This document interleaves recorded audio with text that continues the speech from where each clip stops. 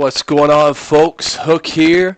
Thank you for tuning in. We hope to bring you today another excellent DCS live stream PvP event. The event this time is 104's Red Flag March. This is going to be another awesome event hosted by the 104th. As always, this is Hook, your commentator, and today I am joined by 104th Man of War, who will be my co-commentator there. Man of War, you hear me okay?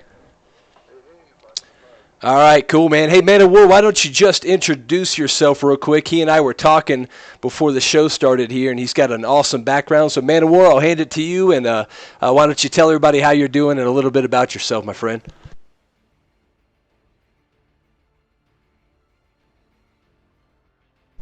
Oh, you hear me, Man of War? I think you might need to hit the button.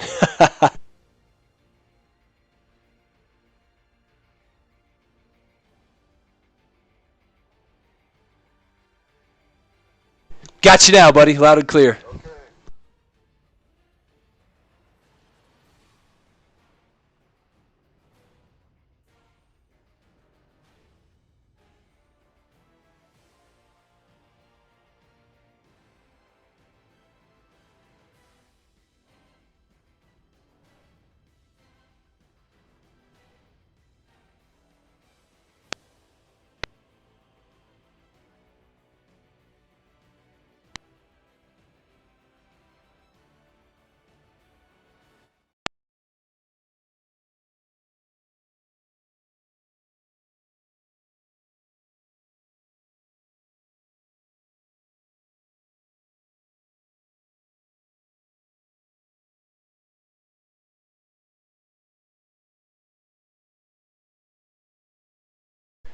Hey, awesome. Yeah, we were talking about his yeah, I'm going to turn up Man of War just a little bit. Okay, there we go. Yeah, we were talking a little bit about your esports, and you know, one thing that's been going an ongoing discussion since we first started these types of events is how does DCS work as an esport?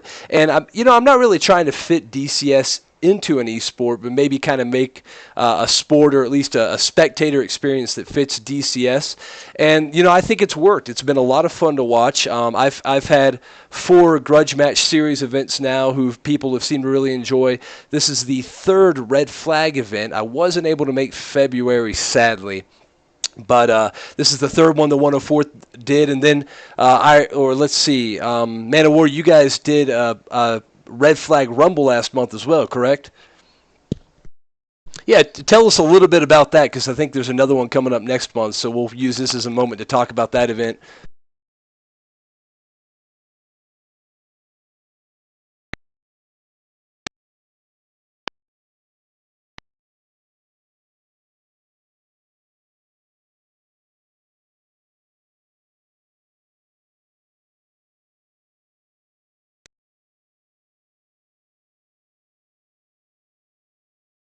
And that was probably one of the more interesting engagements we've seen because of the limitations of that Vietnam style of aircraft. So there was the radars are almost useless. There was no GCI or AWACS available. So you literally had to almost World War II style look out your canopy and identify with your eyes whether that was a friend or if that was a foe.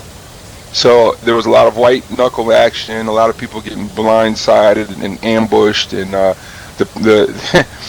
what we found is that it doesn't matter how good you are, it just depends if you're in the right place at the right time or the wrong place at the right time. You're getting blown out of the sky. So there was a lot of guys that usually last pretty long and really calculate the kills up that were eliminated in that first volley just because it was just so hairy. It really made it interesting. Even the ground units were very hard to hit.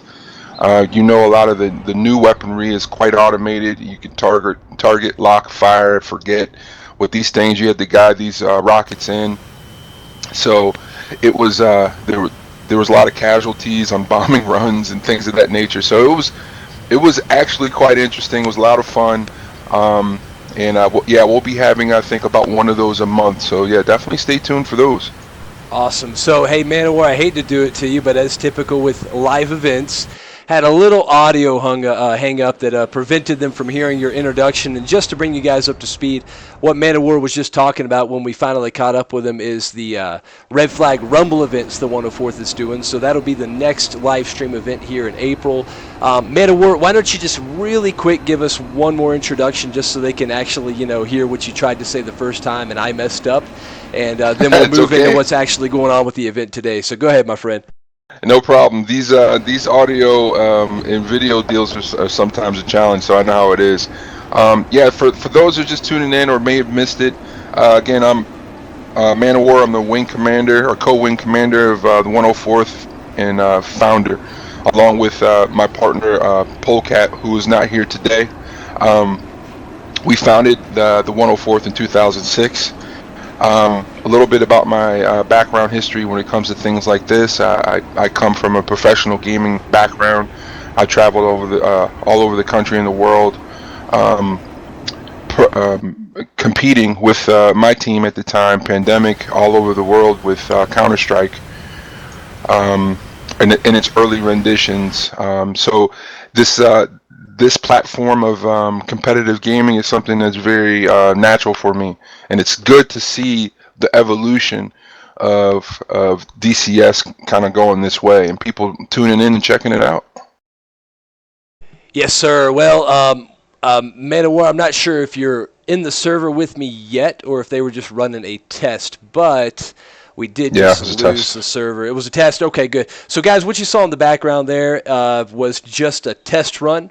The event has not officially kicked off yet, which is good. It gives us some time to talk about the thing. Man of War, thanks for introduction part 2 there. Sorry I messed you up the no first time problem. around. As he said, these live events are super tricky, so, it can be a challenge. It's really a moving target. But, awesome to have you. Really cool background as far as you having that esport, competitive gaming type of thing. One thing with the DCS events that I've really emphasized with mine, and I know the 104th does with theirs, is community. We really want to build the community. We want to bring them together for something fun and show people who are inside the community there's a lot of fun to be had, a lot of good to be had, inside the multiplayer environment, and show people outside the community, check this out. There's so much to this simulator, so much to this platform, and there's just a lot of good things going on. So anyways, really appreciate you guys tuning in. Help us promote the stream if you can, if you want to share it with others to have them come on board and watch it. We sure would appreciate it. What I'm going to go ahead and do, guys, is I'm going to take this as an opportunity to talk about the scenario, as it's always good to have some information about what's going on while they bring the server back up. So I'm going to look over my notes here to make sure I cover this. Man of War, feel free to jump in if I mess something up. Essentially, Red Flag March is a PvP event with restricted weapons where we're going to have 2 teams, a challenger team and an aggressor team, battle it out in the air to both either eliminate either team or have the highest score by the time the event ends. Now, the aggressor team, similar to the United States military Red Flag exercises, is smaller and comprised of hand-picked pilots. The challenger team is much larger and is pilots from the community who are picked through the sign-up process on the forum. So the aggressors are going to have the challenge or the objective of protecting their no-fly zone, as it were. And that image should be on screen now. You guys should be able to see my cursor. So to give you some background, as you guys can see, we're in the Caucasus region here in DCS 1.5. This ridge line, which many of us who've flown the map is pretty familiar with, there's quite a sprawling mountain range here.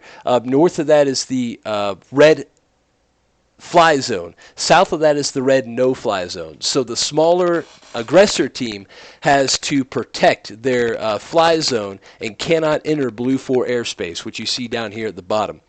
Blue 4, the challenger team, has to formulate a plan to enter the red airspace, because the red has to be on the defensive, and could choose to either take out red fighters, red ground targets, or a combination of both to win. The team with the highest score at the end of the round will win, and the ground targets work as points for the blue team if destroyed, or points for the red team if preserved. Man of War, do you want to go ahead and add on to that? I have a couple briefing images I'm showing the stream here. I'll let you talk about the scenario for a couple minutes. Well, yeah, a little bit about this is pretty straightforward. Like you were mentioning, there's aggressor squadron, and of course there's the other side of the line there that's going to push and try to achieve their goals while working against the aggressor squadron. The aggressor squadron is again some handpicked individuals within the community, typically some of the best, and the reason why is that they want to be able to, with shorter numbers, usually about half, they want to be able to give a formidable performance in an adversarial role against Blue Force, who is trying to advance and achieve their objectives. Again, with the limited restrictions on the weapons, that means a lot. That changes tactics completely. I'm not sure on the list, but if they're doing restricted weapons, I'm thinking fully autonomous weapons for air-to-air may not be permitted. So in that case, the F-15 will be at a huge disadvantage, which if you know anything about the 104th, that is our jet. That is what we fly during events, is the 120 or the AIM 120. Preferably the Charlie, can be launched at a pretty decent distance, and it'll acquire its target without having to hold lock with the radar. We're using the Doppler radar. You will be required to use a Sparrow missile, which is an AIM-7, which requires you to hold lock until that missile impacts its target. Now, for those who are new to it, you may not see the difference. The difference is now that you're both closing at a collective speed of maybe a closure rate of about 1,000 miles an hour. So now you can't peel off to go defensive to evade the other person's missile. So now you have to do maneuvers that are mentioned that we teach are called the A-pole or the F-pole maneuver, where you're literally snaking through the sky, dropping chaff and or flare to try to defeat missiles as you try to drive that missile in on the target. It's very difficult to do, and it's the probability of getting that right is greatly goes lower as you get closer. So it gets dangerous very quickly. And in these missions, you got a one death scenario. It's not like how it is typically on the server. You die, you come back in. In here, once you die, that's the end of the event for you. So everyone knows that's they don't want to go home early. They want to not only achieve their goals, they want to be able to last the event. So it's going to be interesting to see a lot of the tactics that happen here. One of the things that will be very helpful, no matter what side you're on, is the use of a wingman. You got to work in pairs or at least in pairs, but preferably in fours, and you have to be able to work different maneuvers to be able to isolate a bandit so that you can take advantage of angles. You'll see things like you'll probably hear me mention things like the dragon bag or the bracket, and I'll explain those things as they happen. Because of the sorry nature. to interrupt you, Man of War. Real quick, just look at the text chat from me if you hadn't seen it yet, and then you can carry on. Sorry about that. Okay. Didn't want to put it across the airwaves.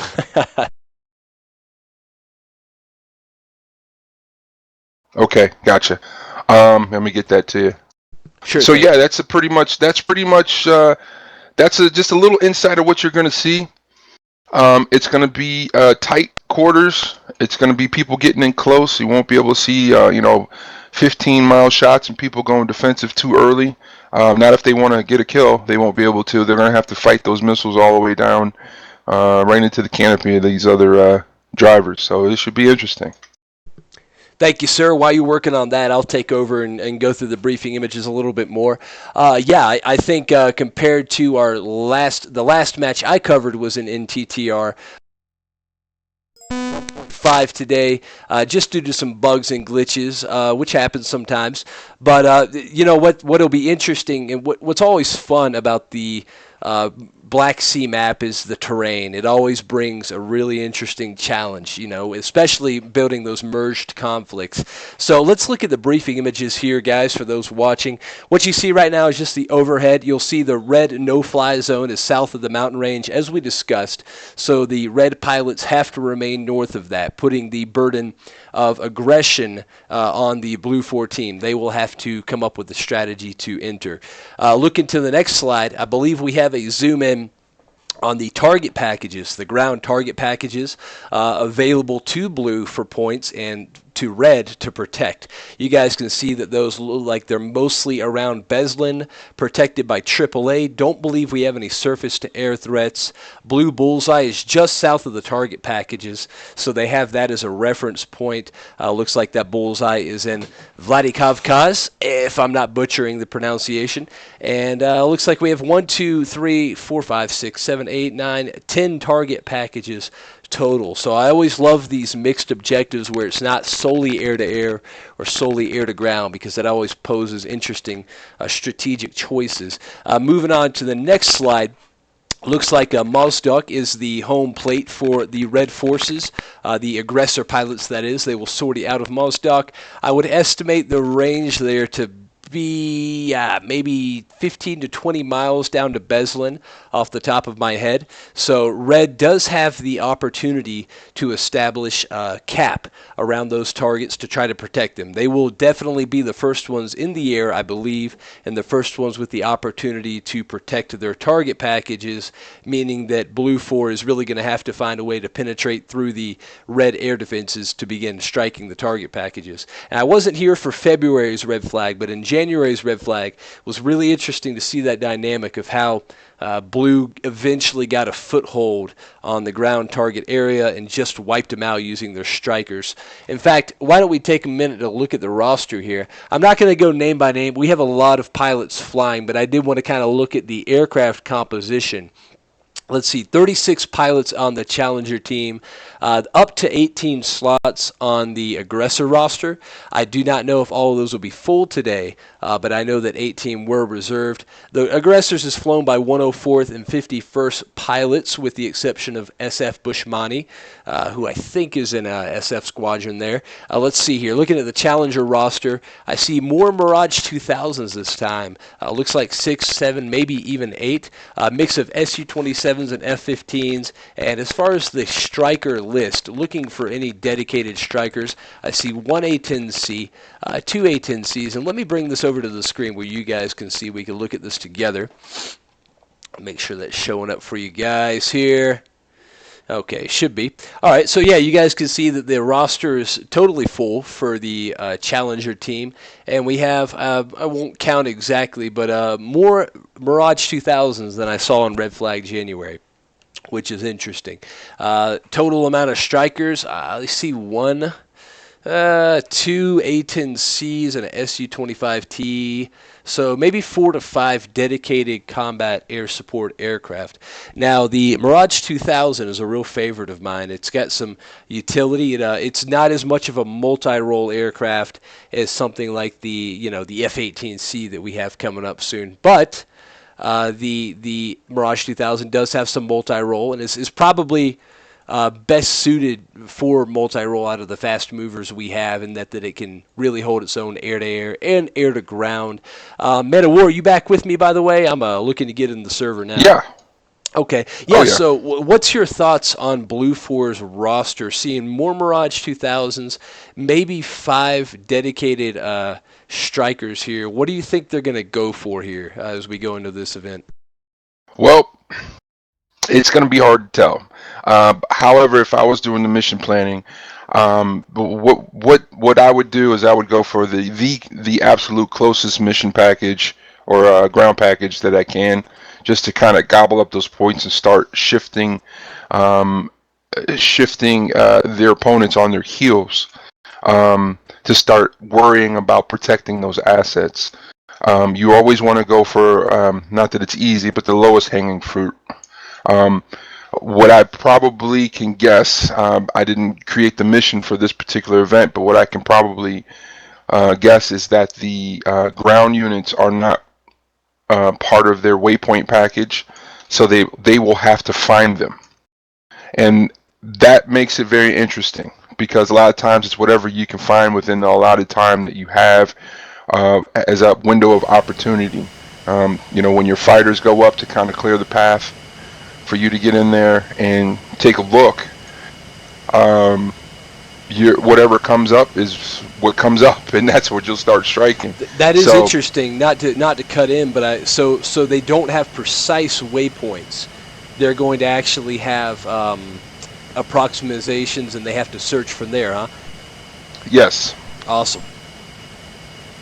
So they'll get in the general area, and then they'll know that they'll have to start searching. And then once that happens, it's kind of whatever we can get on the TGP or whatever, whatever you're flying scope, and that's what we're going to go after. And then you have to. The challenge is to coordinate with your air-to-air group to make sure that that it's clear to do that. So, all the stars can align, but then all of a sudden your cover could be in the process of being overran, and then you'll have to get out of the area, get into behind your SAM protection area, just to try it again. Because again, one of the things that I teach from the top down is save your plane. Don't take risks if you don't have to. Don't press or get channeled on doing something at the risk of your plane or your crew. So you have to be smart about, okay, is this a good time? Is this a good time or opportunity? Do I have the proper cover? All those things have to line up for me to give my guys the green light to go ahead and begin engaging. Because ultimately, we want the plane and the crew back safely. And we can regroup to keep trying to obtain our objectives. So you're going to want to see some patience here, and it's hard to do. You get into these events, the adrenaline starts flowing. Everybody wants to be, Maverick and Goose. They want to be they want to be the highlights of of the event, and that's great. But you have to be smart, and a lot of times part of that is being patient. What we saw in January was a lot of BVR fencing. Now, I know that is probably realistic. That is probably very similar to what would happen in a large-scale, real-world, modern engagement, or semi-modern with the period that DCS is set in. But that won't really be an option as much this round, correct? Because we're going to have limited AM-120s. Am I correct on that? Correct. So what you're gonna find is people pressing the engagement, or at least trying to. And again, we're running the SARA or SARH, basically the restricted weapons loadout. So there's no AMRAAMs, there's no R-77s for the Russian birds. So this is really about as hard as it gets when it comes to these BVR fights. So it'll tough on the pilots, but fun for the viewers. That much. Fun for the viewers. There's going to be a couple of keyboards that are going to be missing a few keys at the end of this. Some guys being a little frustrated. Right. But this is what it's all about. I mean, there's an era in time, and I'm glad that DCS has paid homage to that. Where a lot of these modern aircraft really don't have missiles like that anymore. A lot of these modern aircraft that our current military has and other militaries have, a lot of them are lock and fire and forget. So a lot of these things that we cherish, the BVR skills and the close dogfighting skills, are a little different in modern aircraft. But so this is really why we do it, and you start to employ tactics from like World War I and II. Because they still work. It's all geometry, and it's all how good of a pilot you are, and how aware of your surroundings you are, and also radar usage. That's a big thing that goes on. That really makes a difference in in this community. If you want a pro tip, work on your radar usage. Understand PRF modes. Understand how how to scan high, scan low, sweep right, left. You got to be that's your eyes in situations like that. So if you don't have good radar usage, chances are you're not going to last long here. Yeah, definitely. The radar is a two-edged sword, especially in this period of warfare without the modern, comfort of stealth. Even though stealth may not have been real-world tested in an engagement like this yet, the thing is with these aircraft in this period, having that radar on is going to help your SA, but it also helps the enemy's SA. So it's a trade-off, and that's always something when I fly in PvP or even in a co-op environment. Always a challenge. I try to watch my radar usage as well. So and it varies. Some aircraft in the sim have a radar that are superior to others. Is that correct, Man of War? I think the F-15 is probably the top dog when it comes to overall radar capabilities. Yeah, well, you're right. At least the way that we think about it. It's essentially like this. The Doppler radar that comes in the Western jet, which is the F-15, is a very good look down, look up, shoot up type of radar. Even co-altitude, it does a really good job. It does a really good job of identifying friend or foe or IFF. It does a fantastic job. The problem with it is it emits a very heavy signal that's very easy for our adversaries to pick up. And what our counterparts in the Eastern Bloc of aviation have done, like in the MiG or the 27, is created a wonderful device called the Berioza. Now, the Berioza essentially is it's a RWR, a radar warning receiver.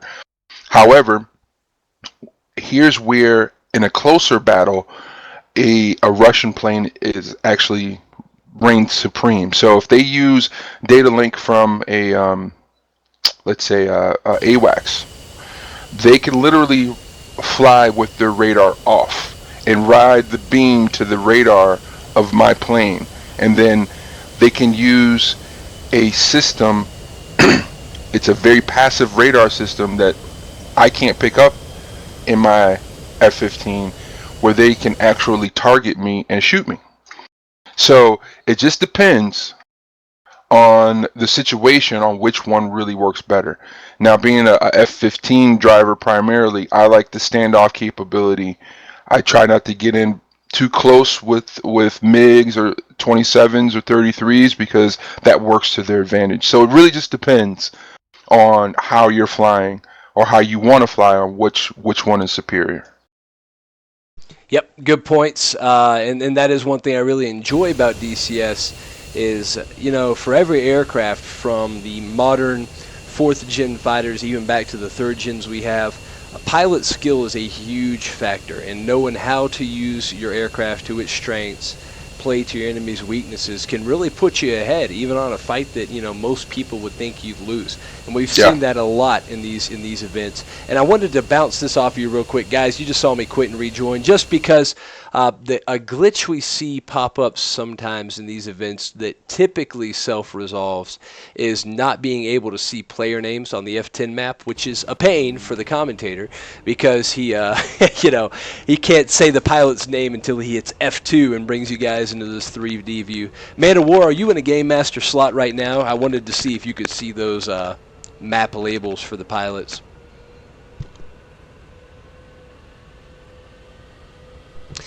And just bear with us while we work to resolve that, guys. In previous rounds in the Grudge Match series and in the 104th Red Flag in January, the labels eventually showed up.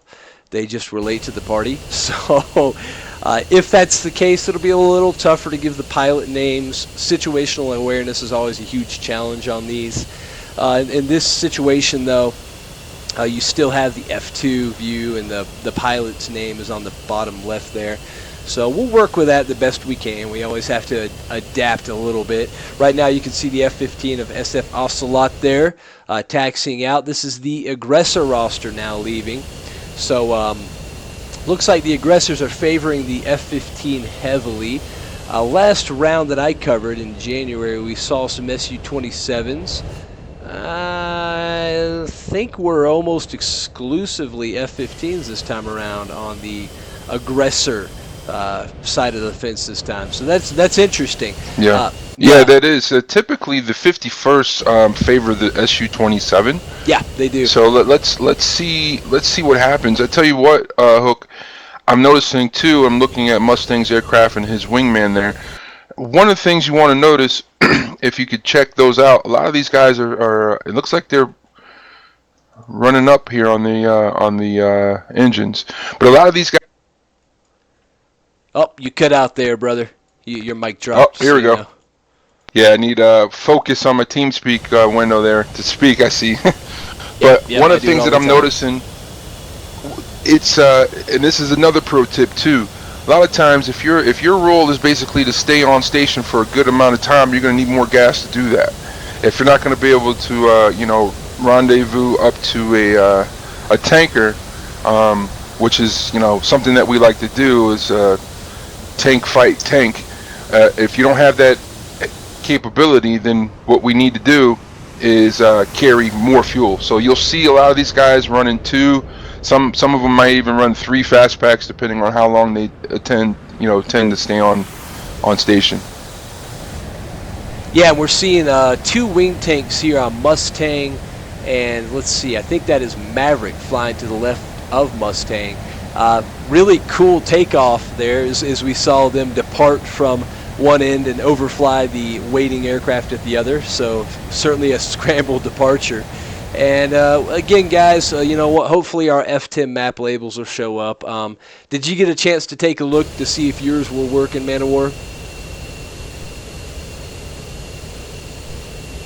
Should be when you hit F10 and you're in your game master view. You should have player name labels on the F10 map, but mine aren't showing up yet. And mine aren't showing up either. No, not yet.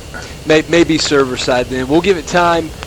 If not, it's going to make it a little tough to say, hey, Maverick just shot at, Bushmani, but we will do the best we can. So bear with us on that, guys. And as always with these events, compared to smaller scale events, if you guys have watched the Grudge Match series, or I don't know, was Red Flag Rumble smaller scale Man of War compared to this, or was it about the same size? Red Flag Rumble was actually a little bit bigger. Okay, cool. in terms of player count. Got it. Well, what I was going to say, guys, is there's a lot of action. So what we're looking to do here is bring you guys the highlights. Try to keep an overall situational awareness, command of the situation, and of course, when we can, we'll give you as much info as we can. But just be aware that it's a little bit tricky sometimes to get everything in these large-scale encounters. But the upside to that is pilots do not respawn, so the numbers will thin. And by the end of the show, we'll be focused like a laser on the final moments in the developments that are going to decide the winning factor, if it hasn't been decided already. Good news on the technical side of things. I'm now getting my F10 map labels there, Man of War, so sometimes they do take just a little bit to get up to speed. Now looking at 104th Tiger. 104th Tiger is a good friend of mine. He has flown in all of my events. I've seen him in just about every 104th event. This guy is super active, really putting it out there to become a great pilot. I've seen great flying out of him, so I always love seeing Tiger at these events. We'll look for other names I recognize here. The 51st pilots are now on the map. 51 guys are another squadron that I've dealt with in these PvP live streamed events, and as we talked about Man of War, looks like the 51st has opted for the Su-27. What's your thoughts there? Well, that's their home. that's the plane that they've been flying for years, and they're very, very comfortable with it. And this is actually I expect them to excel. This is their fight. They like to use those ERs and Rs a lot. Even though they have the option to carry, other types of missiles, they're very good at this type of fight. They don't rely on fire and forget missiles very often to be successful, and it's because they rely on their tactics, on how they do things. So this is, even for a lot of other people, this may be a little out of the norm, but this is everyday flight for them. So I would expect to see a lot of tactic implementation from the 51st guys. Yes, sir. Technical difficulty has reared its ugly head. I just got a server timeout. Hopefully that's only me. How are you doing, Man of War?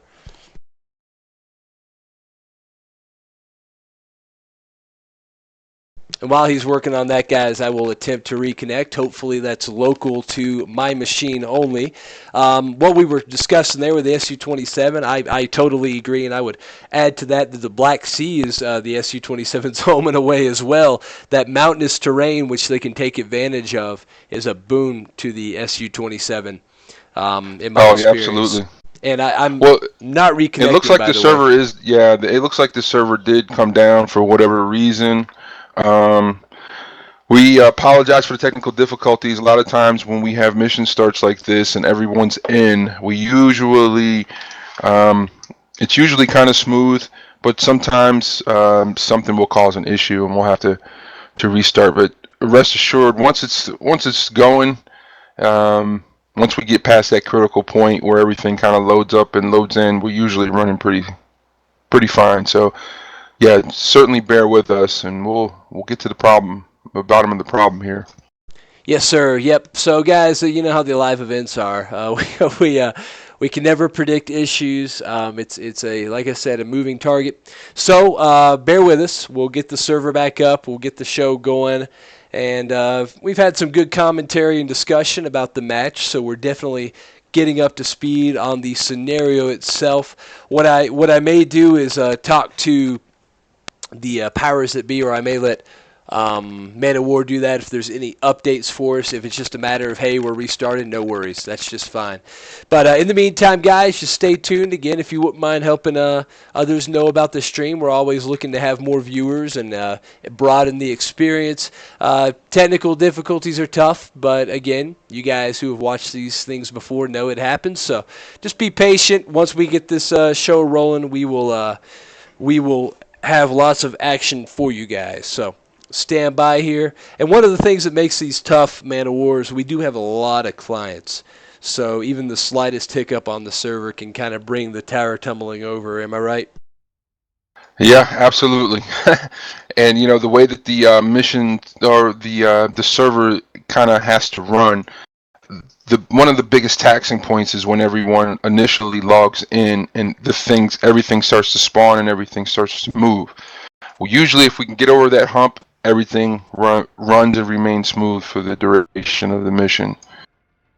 Yeah, and the synchronization when everybody's dropping in does certainly put a strain on the server. So, hey, third time is a charm as we're back in the server here. We'll see if it sticks. I'm not sure if Maverick is going to keep it up or if he needs to change anything on his end. But it looks like we've got pilots rejoining, so fingers crossed that we'll get the show going here. Before the server went down, and the server going down and coming back up shouldn't change this. I was seeing some Su-27s pop up on Blue's team, as well as some Mirage 2000s.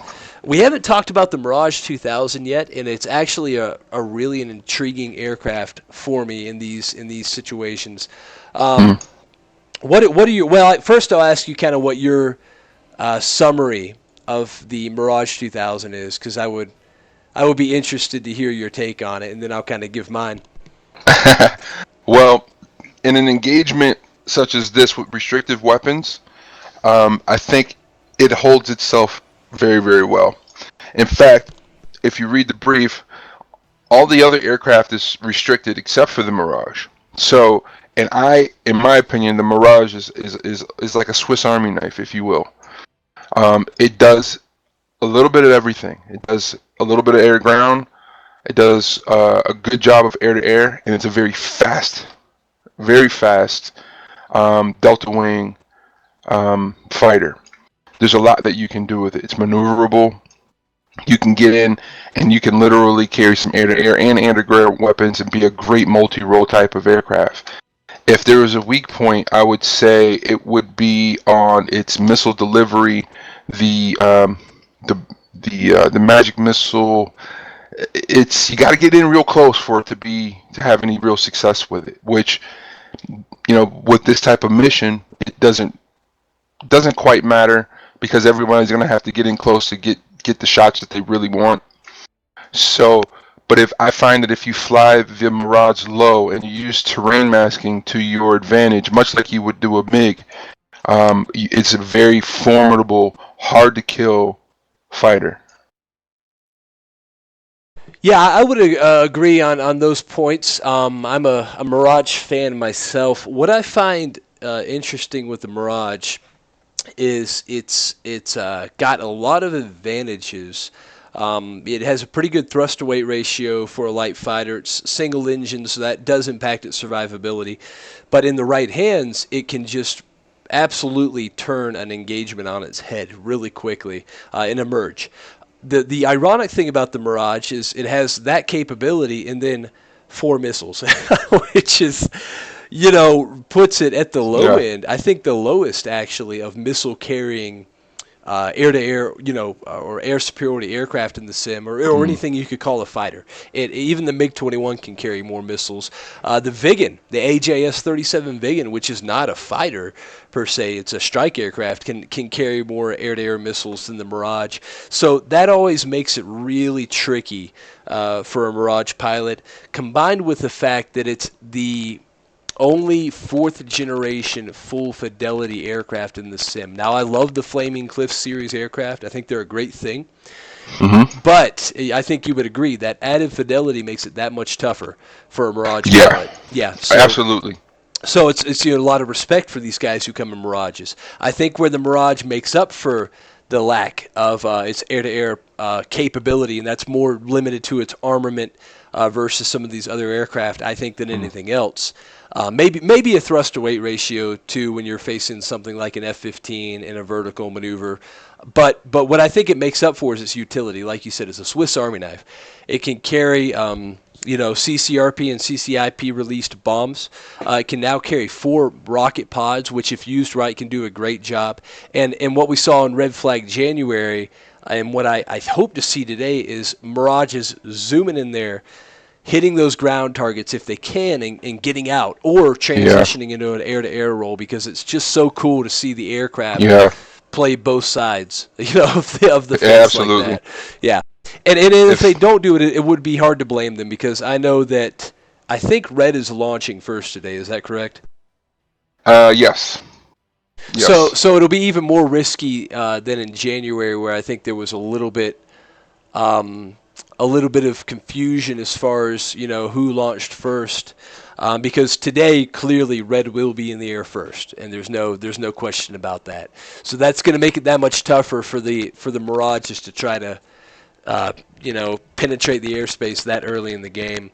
By the way, Man of War, I don't know if what's the status on the server is, but I can continue trying to join. I don't want to mess him up, or I can just sit tight and you can let me know when he's ready. So your decision on that.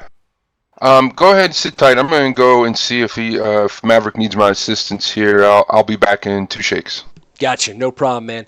Hey, guys, what we'll do is I'm going to take just a couple minutes here to handle something. The briefing images are up on the stream. Again, guys, apologize for the technical difficulties. They're always a challenge, but at the same time, usually, in my opinion, it pays off once the action is going. Hopefully, you guys will agree with me here. So a little bit of a hurry up and wait situation, which we can't help, but I assure you, Maverick and the other 104th admins are working as quickly as possible to get this thing rolling. I'm going to go ahead and post in the Twitch stream the link to the thread with the briefing documentations and some information about the match. Saw our viewers have been climbing. We appreciate that. I know that there's not a whole lot to see yet, guys, but again, helping us promote the stream is always really appreciated. About 30 minutes behind schedule, which, it's not unheard of, especially if you've watched a Grudge Match series event. There's nothing new there. So just hang tight, guys. Give me about a minute or so off the mic, and I will be right back with you. I need to take care of something on my end to make sure there's no further technical issues.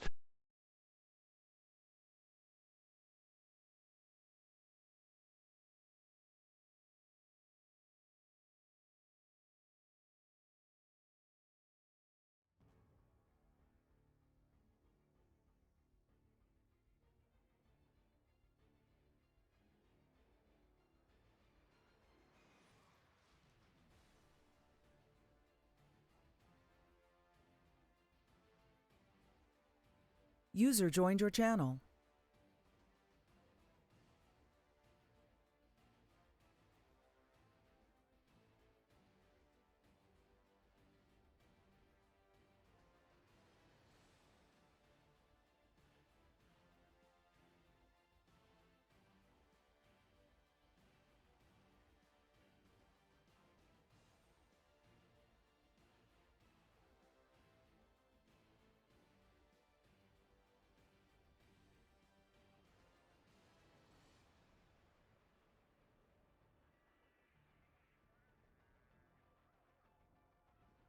Okay, I'm back with you guys. For those who may have tuned in, hopefully you guys are still with me. We're still working on the technical difficulty here. And let me look at the channel here. Man of War, I had to Yep. step away for just a second, but I'm Yep, back at the I mic. just got back. Okay, cool, man. Any updates? Or are we still working to fix it? Yeah. So what the problem that we're having here is you have all 40 plus players joining kind of at the same time, and it's causing the DCS to crash. So what we're doing is a staggered load-in. So what Maverick is doing is trying to coordinate the entry of people into their slots. Again, once we get past that initial hump, we should be good to go. But with everyone, hitting the login and getting in their planes around the same time, it just DCS doesn't handle it currently very well with its netcode currently. So you have to kind of manage how people get in. So they're going to attempt this again here. Well, hey, for those watching, if you ever host an event, here's some from the trenches tips for you guys on how to make it stable. There it is. Yeah. See, the events I run are smaller scale, so this is something a bullet we've dodged, but I can totally understand it. Hey, do me a favor, Man of War, just make sure we get the updated password, and if he wants us to pop in the last group, that's just fine, just so we don't harm stability, even though we're not going into an aircraft. So if you would just send that to me when he's ready, and let him know if you want that we'll be the last to pop in, so we'll be right ready to hop onto the action. That works for me, brother. Right on. Cool, man. So I was talking, I guess we were talking a little bit about the Mirage 2000. Kind of covered most of its bullet points, I think, as far as what it can do and what it can't do. The other aircraft that we'll see today are strikers. We've got the F-15, the Su-27, the Mirage 2000. Those are the big three. I didn't see on the roster the Vigan. Was it available for this event or not? I don't think it was it? No, it wasn't available for this event. Gotcha. Okay. Yeah, well, maybe we'll see that one later on down the road. I've certainly had a lot of fun with it. But yeah, it's fantastic playing. Yeah, it is, but it looks like we're keeping the traditional roster. Now, I saw the A-10A, C, and Su-25 and 25T are available. How do you see them fitting into these pictures? It was in January they really kind of had to hang back. Yeah.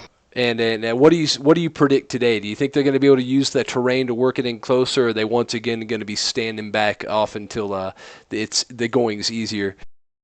I think if the smartest thing to do is you establish air dominance, which means the fighters go up, you try to thin the herd out a little bit, you try to get them to start spending their fuel and their missiles, and then whoever's running point in the air can then call in the strikers to come in with another group of escorts, per se. I think it would the worst scenario would be to launch with the initial group of fighters, because now you're in the mix, and the target package,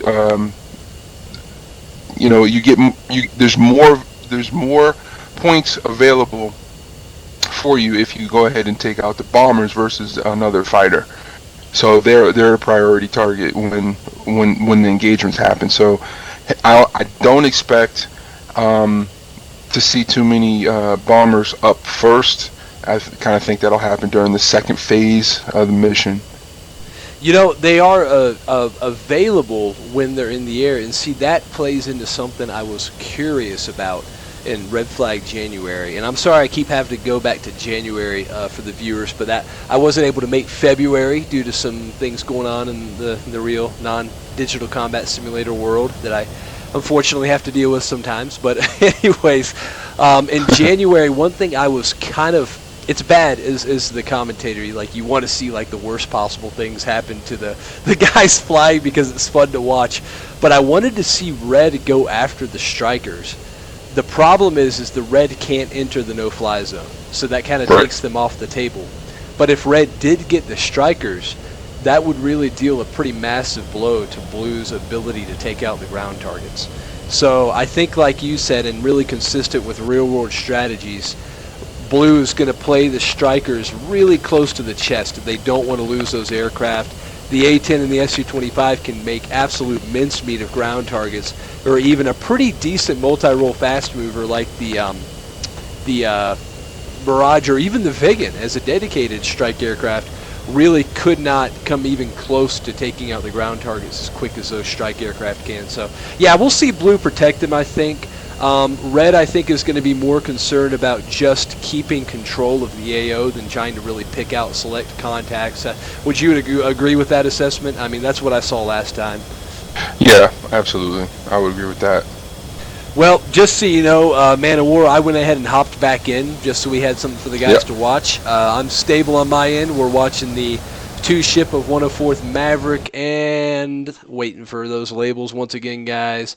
104th Mustang once again depart. Getting up in the air here.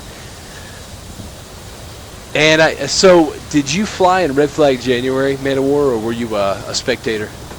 I did not, again, for real-world purposes. Yep, I wasn't able to. Typically, I take more of a backseat role with just making sure, infrastructure is in place for these events, and but you'll probably start seeing me fly a lot more in the future, in a limited role, especially if I'm a person that had to help design the mission. I kind of reserve those spots for some of these other guys. I'm kind of an old dog. I've had my share. So a lot of times, since there's limited seats, I let them usually go to the guys who are trying to get more experience under the belt. Sure, understandable. As I've said many times, I just talk because I'm better at talking than flying. So that's obvious. But at this point, with the red flag events, I think I forgot to mention to you guys that for the Blue Ford is open to the community, and they actually do prizes. I was looking at the prizes. They're going to do any DCS module for the air-to-air guys, for the best air-to-air pilot. Oh, we got another timeout. Yeah, we sure did. The technical difficulties are not cutting us a break today. That is for sure. Wow, we're really having a tough time today. Not sure why. Yeah, and all the events I've done, we've never seen it this bad before. So it is definitely playing us dealing us a tough hand to play today. That is for sure, and it was on your end too, not just mine. It looks like.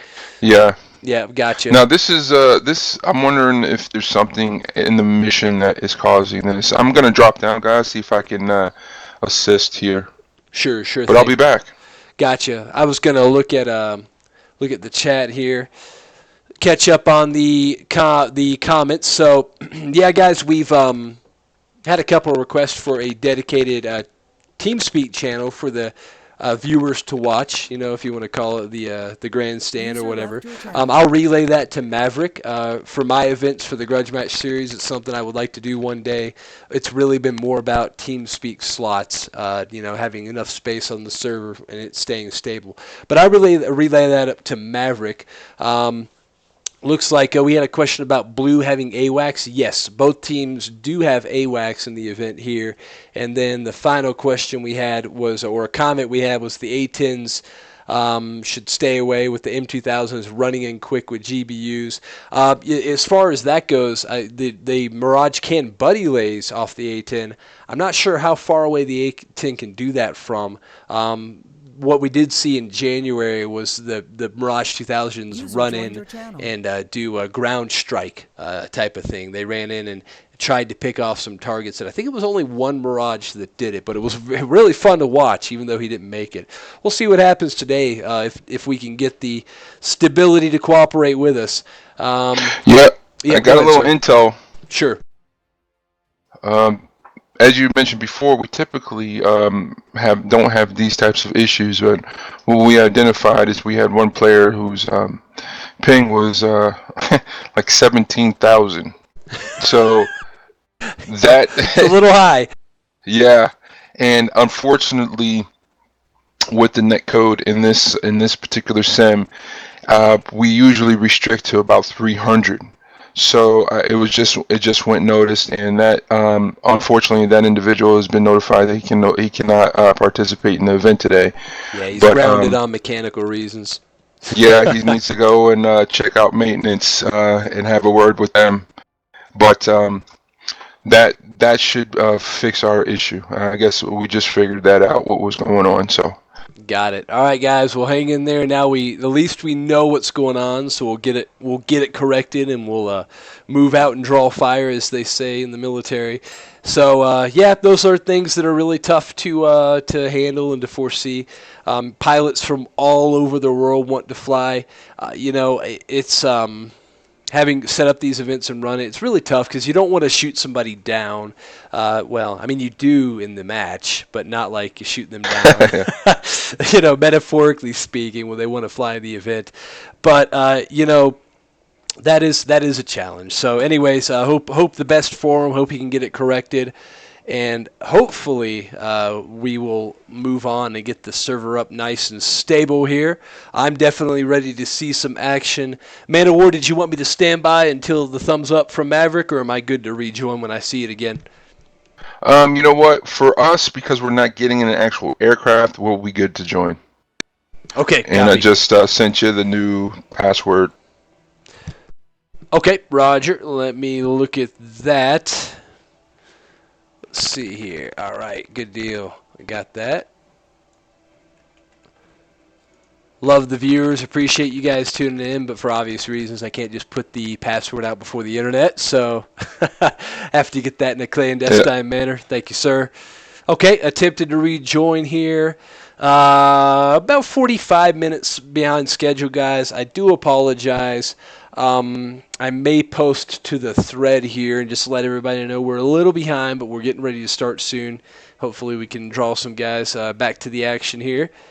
And it looks like we've stayed pretty steady on the viewers, so we really appreciate you guys hanging with us and being patient.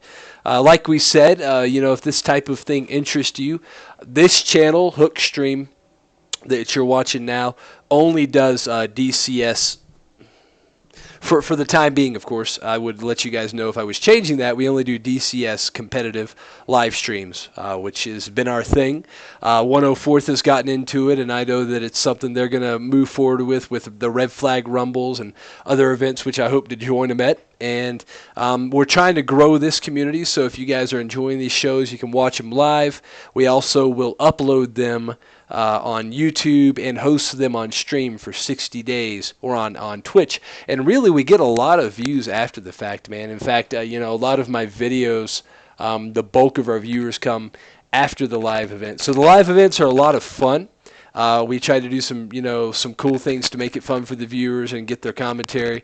But, I guess the other thing to remember, too, is that there's a much larger audience that'll come after the fact here. So that's why we try to do things professionally and orderly and make it an enjoyable experience. Let's see. Yeah, we're hanging on to the viewers pretty good. I'm back in the server there, Man of War. Let me know when you're back in. The thing is it looks like I got labels right off the bat, which is pretty cool. And that label delay on the F10 map may have been related to ping, actually. So absolutely, that high ping kind of wrecks everything. Yeah, it does. It really shakes the foundations of the universe. Jovi Bear is asking if he can have a link to the tech view vids. Jovi, we in my events and in the Red Flag events, they upload the TAC view after the fact, so definitely stay tuned to the forum thread. I think, Man of War, don't they put the results on the the actual original thread, or do you guys open up AAR threads, after action review threads? Do you know? Well, we do have a particular thread that we open up on our website, but what we do make available on not only ED forums but also on our website, which is 104thphoenix.com, is the video of the TAC view, so Okay, you can cool. kind of see the entire event. Right, awesome. Yeah, so there you go, folks. We will have a TAC view for you guys to watch later. I am back in the server, and you may hear an F-15 engine starting, so that's always a good sign. Hopefully things are turning for the better. And what I'm seeing here, Man of War, that's making me feel more comfortable is I see the labels right off the bat, and I see some nice pings on the player list. Looks like the highest 275, which is great. That's under the 300 limit, so I think we're going to be stable. In fact, what's my ping? 44. Okay, I was about to say, it would really suck if I was the reason the world came crashing down. All right, so looking back at the map here, things are looking good. Pilots are rejoining. The 104th guys are doing a great job of keeping the joining orderly and calm, so we don't have 25, 30 pilots trying to join all at once. And I lost my train of thought. Oh, TAC view. Good you mentioned that. So TACView has released a feature, and this is something we can discuss a little bit. There is now a live feature for TACView. You can actually see views live. So our plan on the Grudge Match series, on my series, and I'll bring this to the 104th attention as well. I'm looking at possibilities. I'm doing an R&D phase right now that I've already spent hours testing on having a live TACView during these shows. So we can just switch right over to the TACView or have the TACView picture-in-picture, which would just be awesome. The problem I'm having, the challenge I'm having is bandwidth.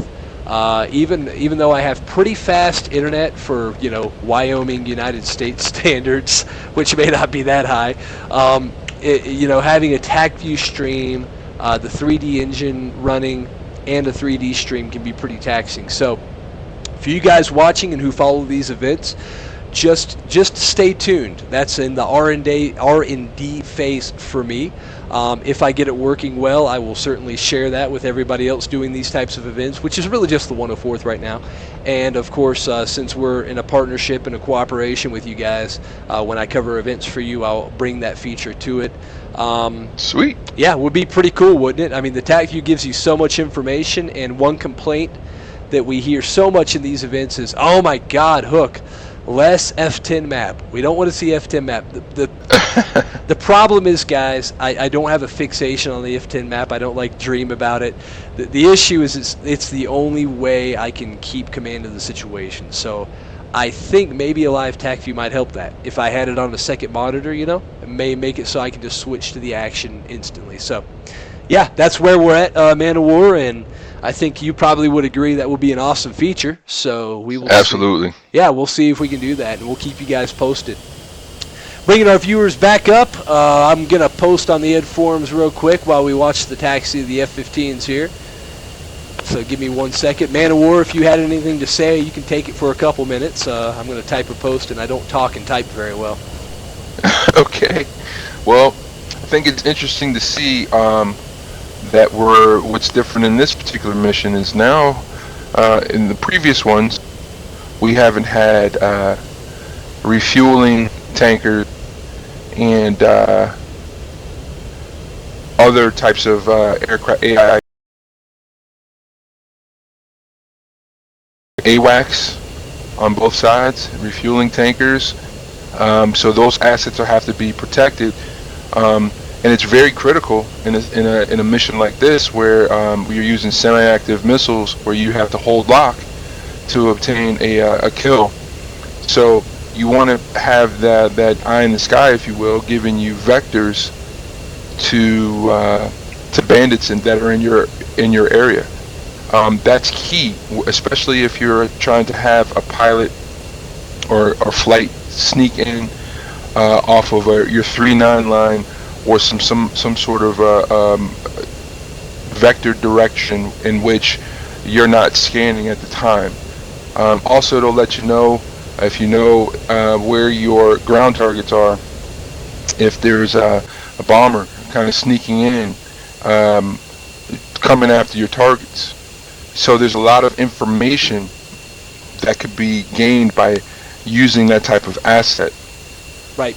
But you got to protect them. Sorry, I didn't mean to clear my throat there and indicate anything. I just forgot to mute my or flip off my mic. So. Oh no. Yep. So we're looking at the aggressors lining up. Yeah. So you mentioned there is AWACS. Somebody asked about that. Looks like I see one A50 for the aggressors, an E3A for the challengers down there, and I do see 2 tankers for the challengers. That seem to be operational. It would be really kind of cool to see them use those. Tanking is always a challenge for me, at least. So I always enjoy watching somebody who's got talent use those. And they're also useful in the situation in that there's a no-fly zone, so that they're not an easy target of opportunity for these guys. So once again, guys, SF Ocelot joined by SF Razor here on departure as we see the aggressors now leaving Mazdoc rather. Sorry about that. Looks like a little hard to see the names as they're white on white right now, but we have Capsu also departing, joined by Farrago, who knows? I butcher these names half the time. My daggone. Me too. It's my Carolina origins, get the southern good old boy stuff going on. Anyways, all right, and shoot, half the people I talk to in this community are like bi or trilingual, and I barely speak English. So now looking at the Blue Force side of things, Man of War, looks like a couple Su-27s taxiing out. Red 4 is definitely going to be in the air first. And F-15C of Plaskool looks like he is first up to get into the air. What I'm interested to see, and I think you can probably provide some insight into this, is level of coordination. One thing I've always seen in these events, the 2 factors we've started saying in the Grudge Match series always decides the winner. And I think it would hold true in this too, is coordination and aggression. It seems like those 2 factors almost always equal victory. The exception being the last World War II themed event we did, but it was kind of an oddball in its own. What do you think the 104 strategy is going to be here? You think strictly defensive? Are they going to look to pounce these guys, or what do you anticipate without giving up the playbook that you may know? Well, yeah, I wasn't in on it specifically as far as what the game plan was, but I could tell you we usually don't have really the one thing about the 104th is we really don't have any surprises. We typically play it straightforward in everything that we do. So what I can almost guarantee is that we're just going to sit there and we're going to maintain air dominance. So they're going to go and push that forward line, and they're going to keep moving it back, adjusting on the fly, because these things, every scenario has its own DNA, its own fingerprint, if you will. Everything changes. So one of the things that our leaders in the air, and big kudos to my current squadron leader, Maverick, who you all know, he does a great job of commanding on the fly while the mission is happening. So what you can bet is they're going to go out there with a very offensive posture in the beginning. They're going to push those guys and force them to do something, and then just kind of react on how they react, and really just pressing the issue, and really not taking the pressure off of them at any point. And one of the things that's happening right now, if you can look at the way their profile in which they're flying out, it's a very comfortable cruise. They're not burning a whole lot of altitude. And when you're flying the F-15 or even the Su-27, they carry a lot of fuel. And if you're not in the burn, you can stay on station for quite a long time.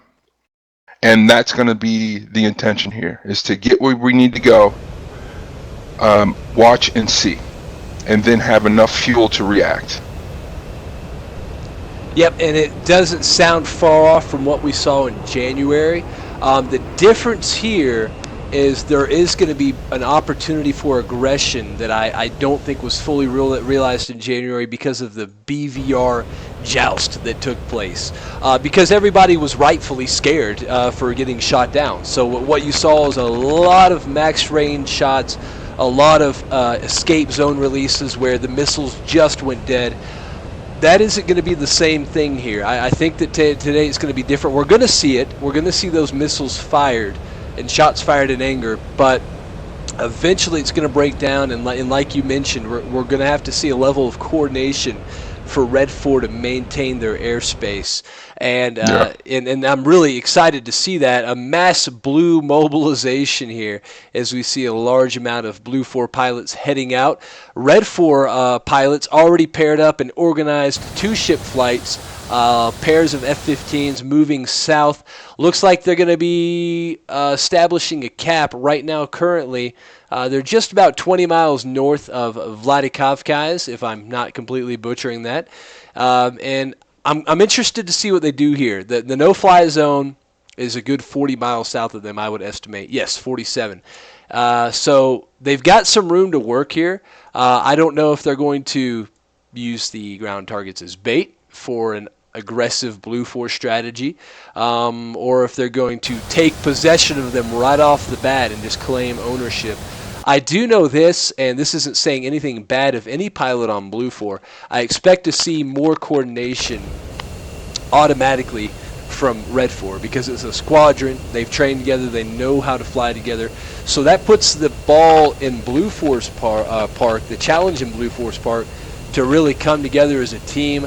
We don't hear their comms, so we don't know what's going on, but it's going to be really interesting to see if somebody or some people step to the front on Blue 4 and kind of rally the troops, because without that, I really think Red 4 is going to have an advantage here, despite the numbers.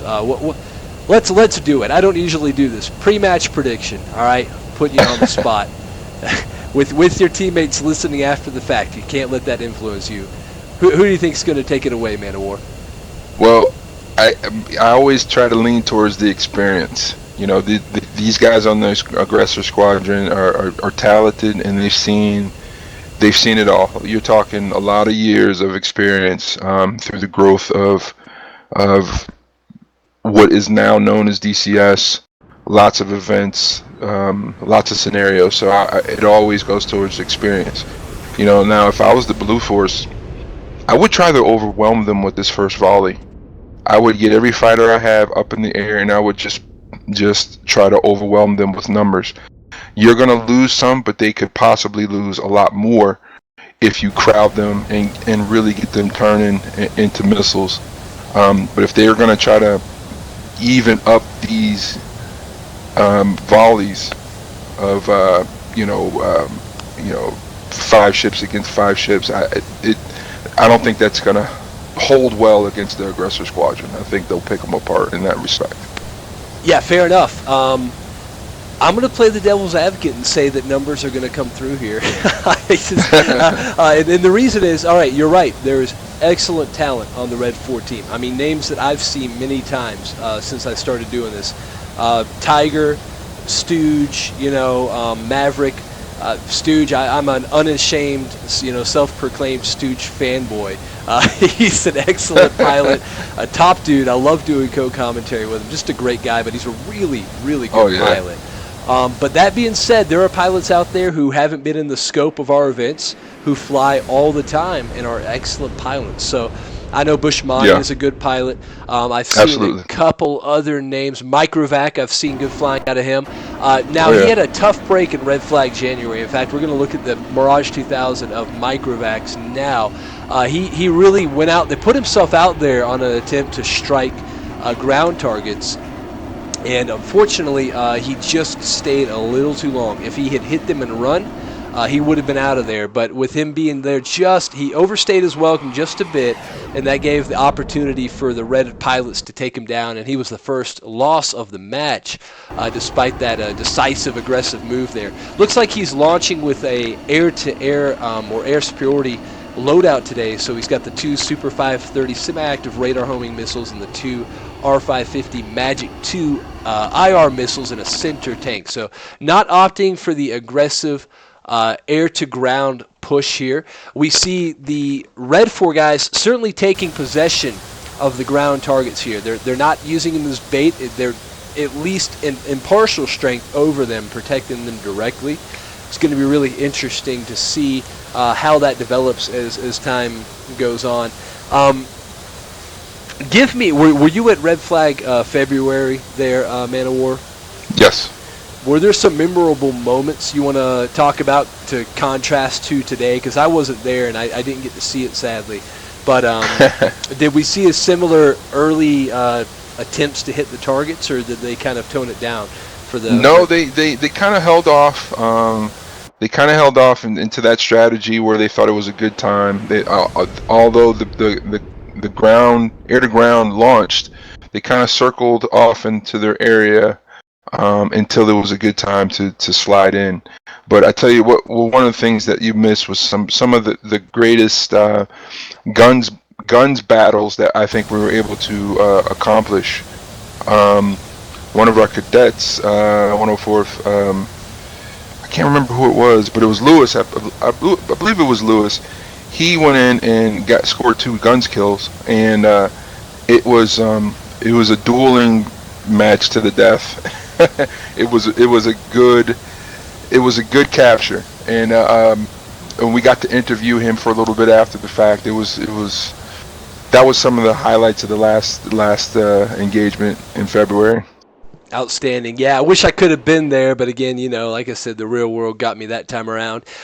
So, again, guys, I'll bounce back to January a couple times because it's the last one I covered, but Man of War, if you have any anecdotes from February or previous events, don't hesitate to let me know. What we're seeing here is probably within the next 5 minutes or so, we may see some merged action. Blue 4 does seem to have some coordination in that they're all flying the same direction. The formations are interesting. I do see pairing off taking place, which is great. That's a good sign.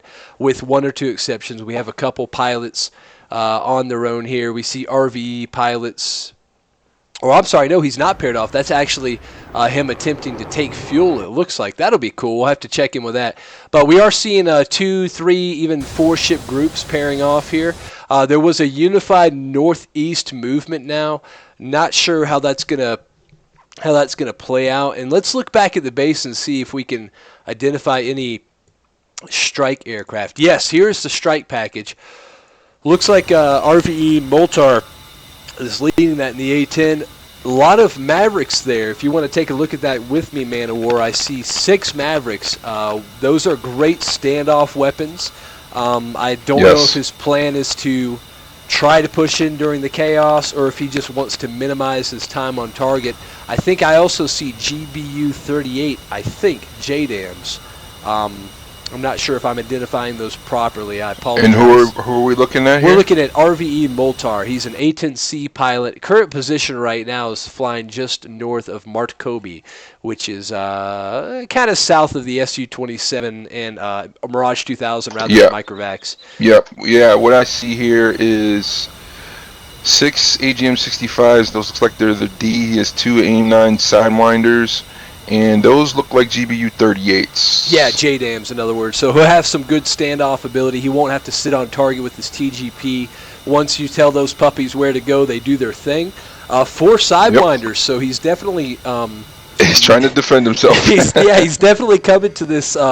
He's not bringing a knife to a gunfight here. He's coming to this with I tell you what's very interesting. What's very interesting, I think a lot of people need to know this, that you don't want to get in a turn battle in a slow fight with an A-10. It can turn very quickly and very sharply, and even if you don't have those AIM-9s on there, which are the same exact AIM-9s that are carried on an F-15, that gun can literally saw your plane in half. So you gotta be very careful when you're getting close to the Warhawk, because it can bite you.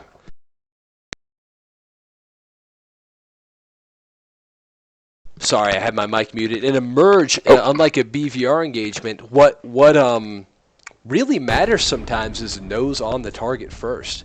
And if you Yes. have a good heat-seeking missile on your plane, that can be all it takes to win against a superior aircraft. An anecdote that I can compare that to, since it's newly released, is the Viggen. I've flown it online some, Mm-hmm. and I've been able to get the nose on just long enough to fire at something that's a far better air-to-air aircraft, and been Yeah. able to get a kill, and I'm sure probably induced Yeah. rage on the party of whoever was flying.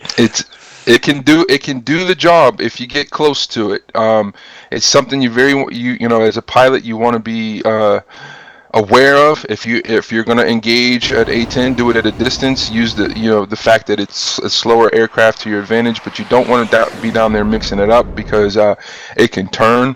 You know, I've been in situations where I've gotten jumped in the A-10C and you know, against a fighter, and got into a turn battle, and it became very easy to win that engagement, because I can fly that thing at 150 knots and turn it And that's on a when the dime. F-15 is falling out of the sky, really. I mean, it Exactly, rotates at 150, really.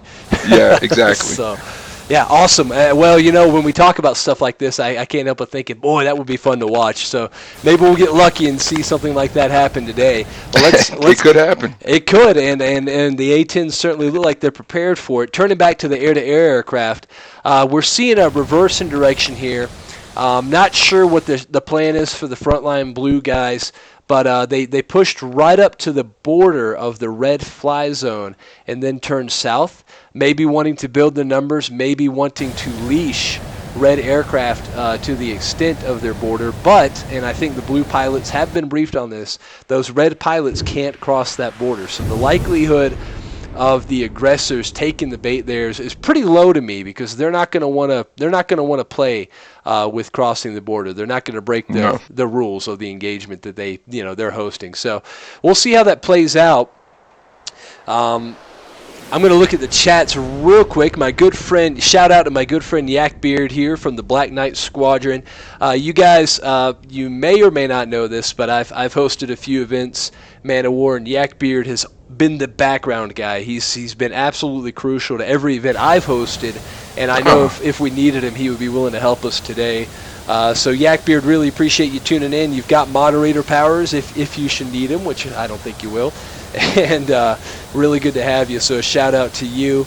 Looking back over some of the comments here, not too much going on. The viewers are climbing. We really appreciate that.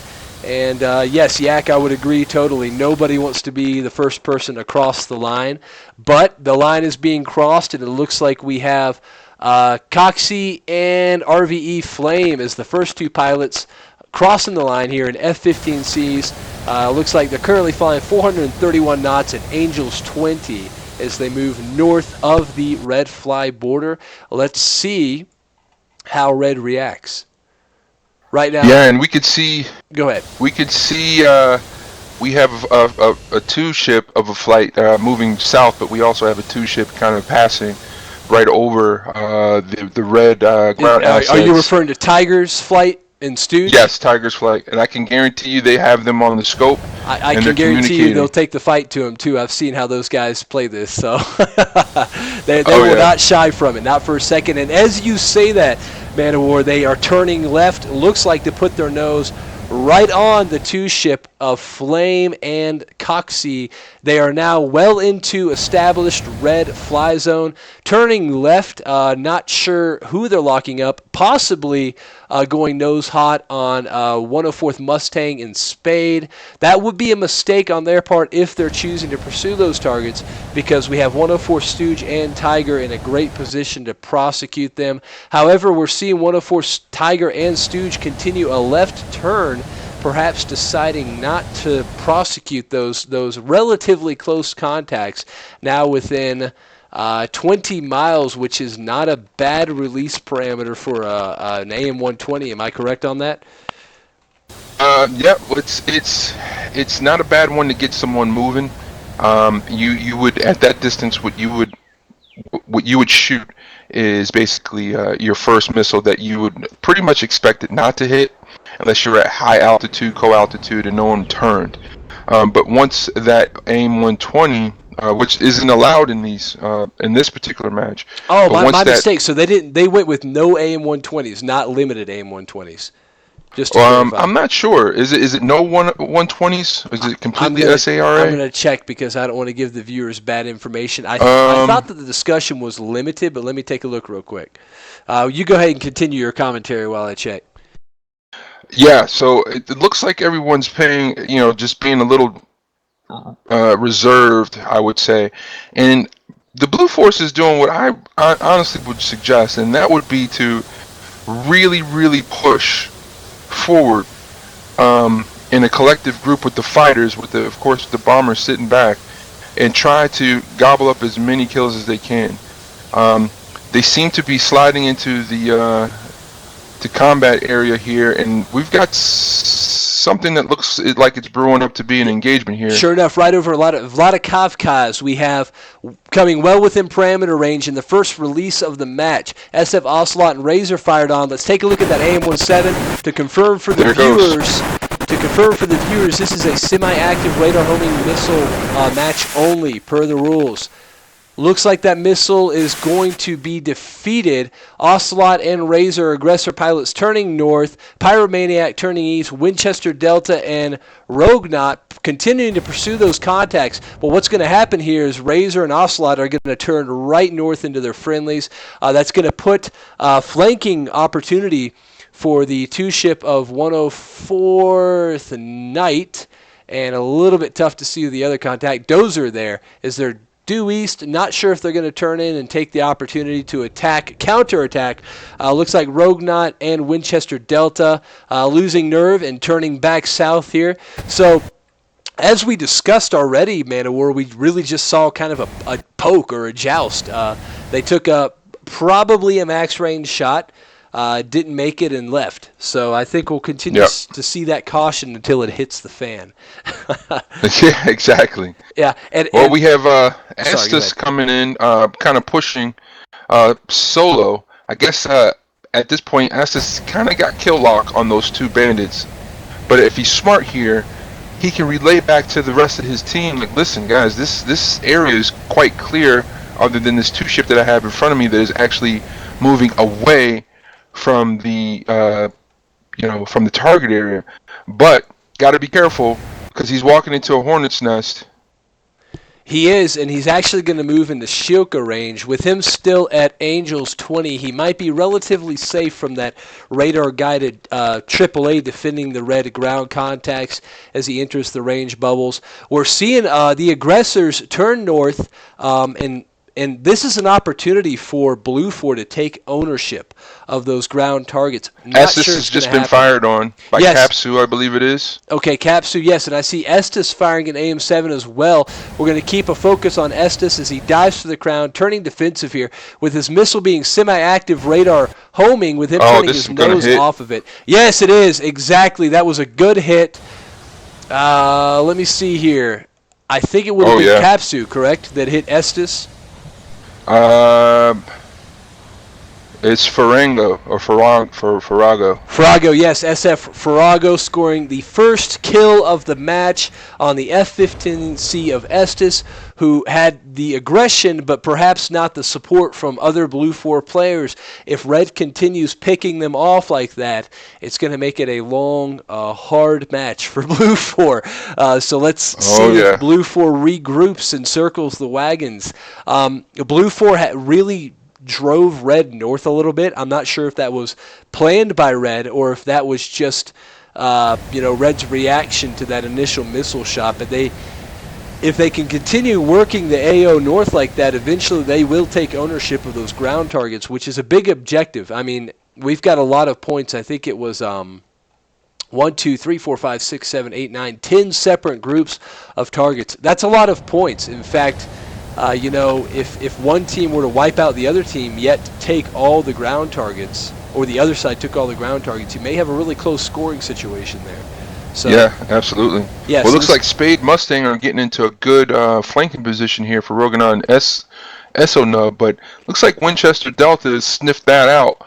This is a bad situation for Winchester Delta. If I was him, I would pull back and get some friendly help here. Looks like he might be. He's about to be fired on, but what's interesting is Spade and Mustang looks like they've possibly become more concerned about Rogonaut and Esanab moving over the ground targets there. If I were them, those are the targets to go for. Look, you have Ocelot and Razor now merging. Yeah, here we go. Missile releases, watching now the F-15C of Rogonaut. Here comes missiles. You can see them flying into their formation. Rogonaut is clipped and hit, going to the ground. Wow. Esanab turned fully defensive now, being chased by AM-17s. Wow, it's on his butt. It is, and he's got hit. Done, yeah, even with full speed and a full dive for the ground. Wasn't enough to escape those missiles. Clearly fired well within the no escape zone. Great kills by SF Ocelot and Razor. I think that's the second kill of the match for Razor, so he's really playing a nice game here. Again, wow. Blue 4 getting picked off, right? Yeah, and this is what I didn't want them to try to do here. You kind of come in, kind of tiptoeing, and you're going to lose one guy, lose second guy, and it's gonna it's gonna wear you down. And if you had come in a combat spread, just a full force frontal encounter, using their numbers to their advantage, they would lose pilots. There's no doubt about that.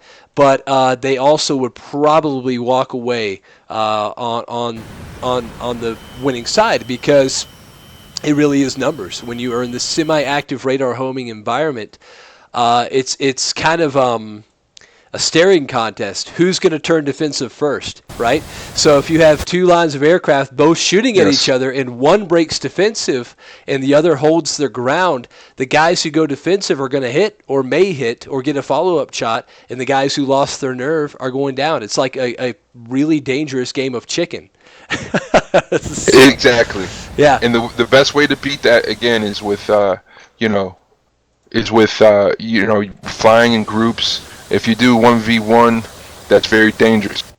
You want to be able to fly in groups. You want to be able to use formation tactics because here's the thing, if you're flying, if you're shooting semi-active missiles, you can only target one plane at a time.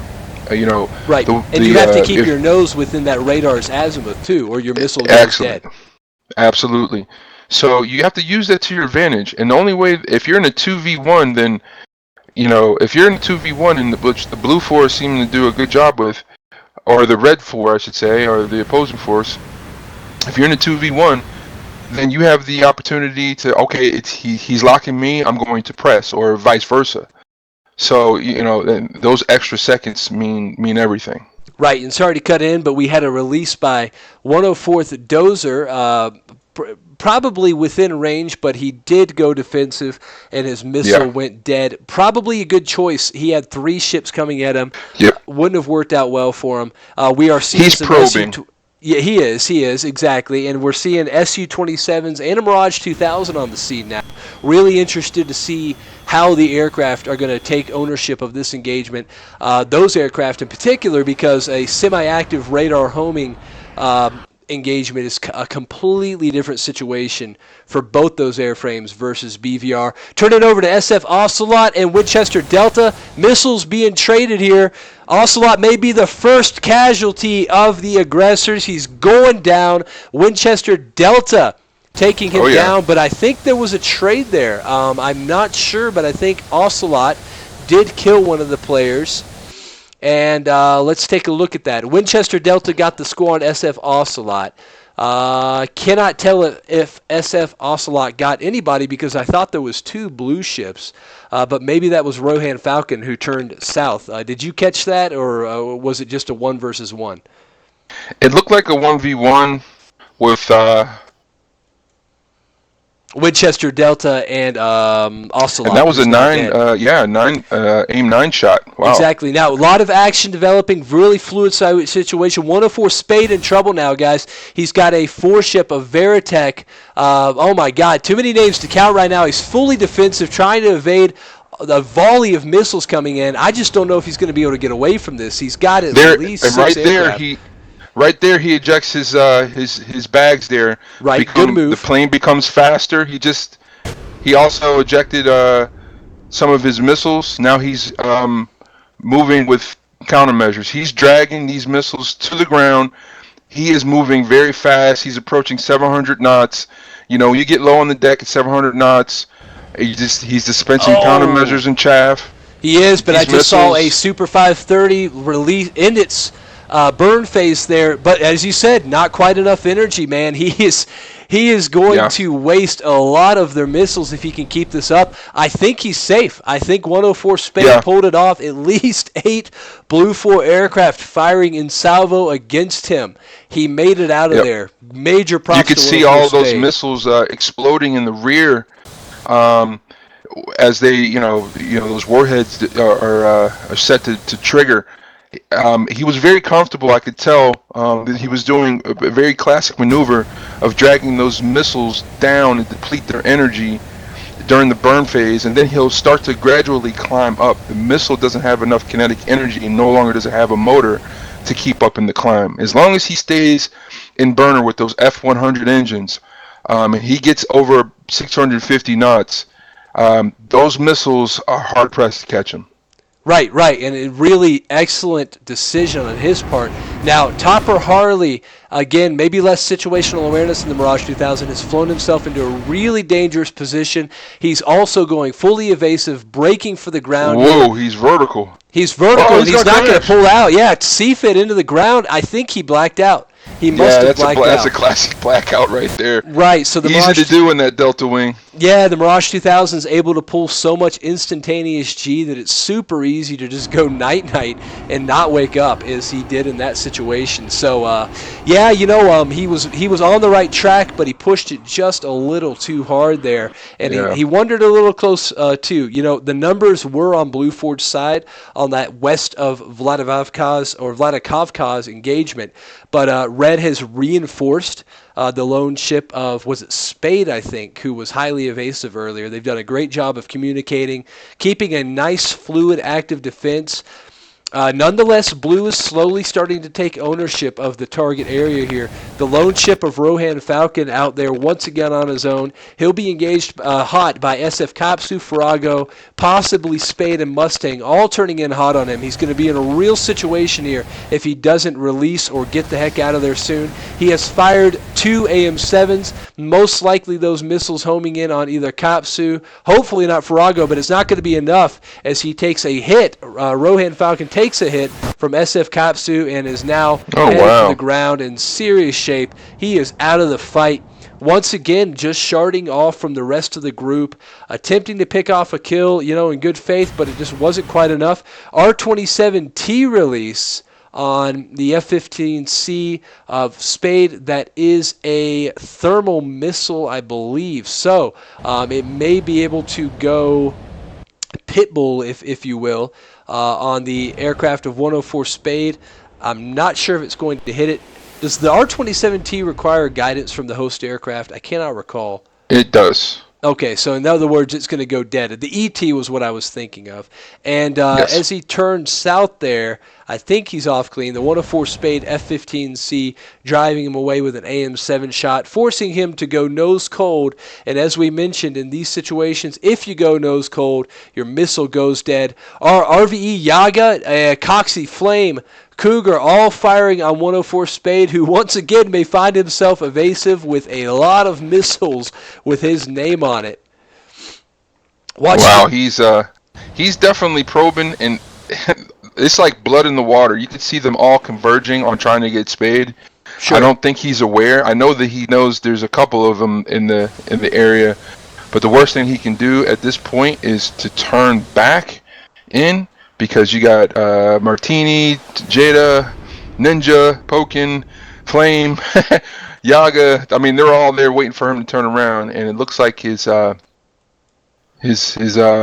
awareness is pretty good, and he's just kind of burning that way, defensive. And it looks like these guys are moving if it was south. poker, he's knowing when to fold. That's for sure. but ultimately, Yeah. you have to admit what he's doing is beneficial to his team in one sense. His missiles aren't doing anything. He's losing his missiles, but they're losing a whole lot more. He may fire 1 or 2, but we just saw most of the blue team on scene fire missiles at him. Even a really long shot by Telja in a Mirage 2000, I think. No, he still has both his missiles. Somebody in a Mirage fired a 530, Super 530, from a really far distance at Spade. So he's doing a great job of drawing fire. And looks like his remaining ordnance is 3 AM7s, 2 Sidewinders, so he still has teeth. I'm seeing aircraft on Blue 4 starting to head south here. At first I thought they may have been returning because they're low on ammo, but it seems like they're actually really trying to unify into a front line here. So maybe we're seeing some communication starting to take place on the Blue 4 comms. As you guys can see, a pretty massed front right at the border of the red no-fly zone here. And you could see the Red is really efficient on how they're handling this. They have their planes up, but they understand that they're hesitant to come in, so they're just, they're taking those little pot shots. They're kind of dragging them in. They're getting them to use their fuel, getting them to use their missiles. They're trying to get them off station. And the Blue Force, if you can see their numbers here, I think a lot of them. I don't know if a lot of them need to RTB for refuel and rearm, or if they're just, regrouping. Right. Well, a regroup was sorely needed. Not to be too hard on Blue, because the Red 4 team has drilled together a lot and has got experience in these types of things, but the coordination started to slip there. I don't know what their strategy is on comms. The reason we don't show the comms during the events, guys, at least the reason I don't, is you never know when somebody in the stream may be sending a message to one of the pilots being like, hey, Red 4 just said that they're going to make a big push on the target. Not to speak bad about the credibility of the pilots in here, certainly not. But, better if the opportunity doesn't exist, so that's not at least alleged later. So we don't go into the comms, guys, but it would always be interesting to hear the coordination. Maybe we can look at doing that later on with a stream delay, because I see something happening with Blue. They've all really regrouped en masse over the mountains, but I'm not sure what they're going for. Maybe they're gonna adopt what we talked about in the beginning, and that is a massive, let's use our numbers while we have them push on Red 4. Because frankly, I think that would work. I think Red 4's got a lot of great pilots, but I think that if Blue 4 just came in there with everything they have to overwhelm them. Yeah, it would overwhelm them. And what can you do? I mean, in that situation, like I said, it's kind of like poker. You either keep your nose on the other guy and hope your missiles hit first, or you fold, you turn away, and you get the risk of getting hit. And the longer you keep your nose on them, the closer you get. So the less likely you are to escape. Really interesting dynamics. Go ahead. Well, yeah, that's one of the things I think that Blue 4 is making a mistake here, is they're not utilizing their numbers to their advantage, and they're also not taking into account that they can use some serious coordination with angles here. So you have some guys pushing up the middle, but you also have some guys flanking. So what happens is, no matter what, if you have a pilot or a flight that decides that they want to engage, if you squeeze them from the front and their sides, if they decide that they're going to stay in that engagement, no matter where they turn, they're running into one of your friends. So, as you know, speak, they break 104 off that. Stooge releasing a missile and then turning off completely, perhaps to force them defensive, you think? Yeah, you get the hard lock, and then you get the missile tone from that missile. And right. the very first thing you want to do is you want to go defensive. And interestingly enough, he released an AM9, so perhaps he was getting an indication that he had a lock at that range. But of course, it was pretty far, so there was little chance of it hitting. Mm-hmm. Yeah, you're right. You're right. Stooge was out there by himself as he spoke, not to cut in, so I was wondering what situation he may end up. I don't know if Red is looking to really try to, again, pull these guys into an engagement and then turn south. We're still seeing some max range shots here. Another AM9 release by 104th Tiger on EV-57 Pokin. If he continues flying straight and level, possibility that missile may have some energy, but it's already at 318 knots, so almost no chance it's going to hit him. I'm guessing they're just getting tone at distance there, maybe even a radar slave of the seeker head, and they're releasing at max range, but to little effect. I would think the other reason for that too is some of these guys may either be low or wanting to conserve their AM7 missiles. Now 104th Maverick, almost seems like the red guys are taking shifts on taking pop shots at the blue guys here, and we're seeing reaction. EVC 57 Pokin and Ninja both turning south, getting a little nervous being up there by themselves.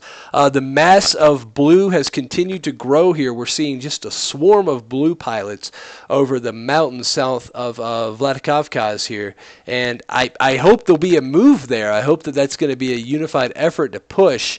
We're seeing 104th Maverick, Mustang, and Spade push south. You can see Red is really taking ownership of the target area, right? They're not giving it up, and they're making a really conscious effort to cover that. What are your thoughts? Okay, well, let me ask you this, Man of War. If Blue plays the hand I want to see, which is one mass combat spread push, what's the counterplay for Red, if there is one there?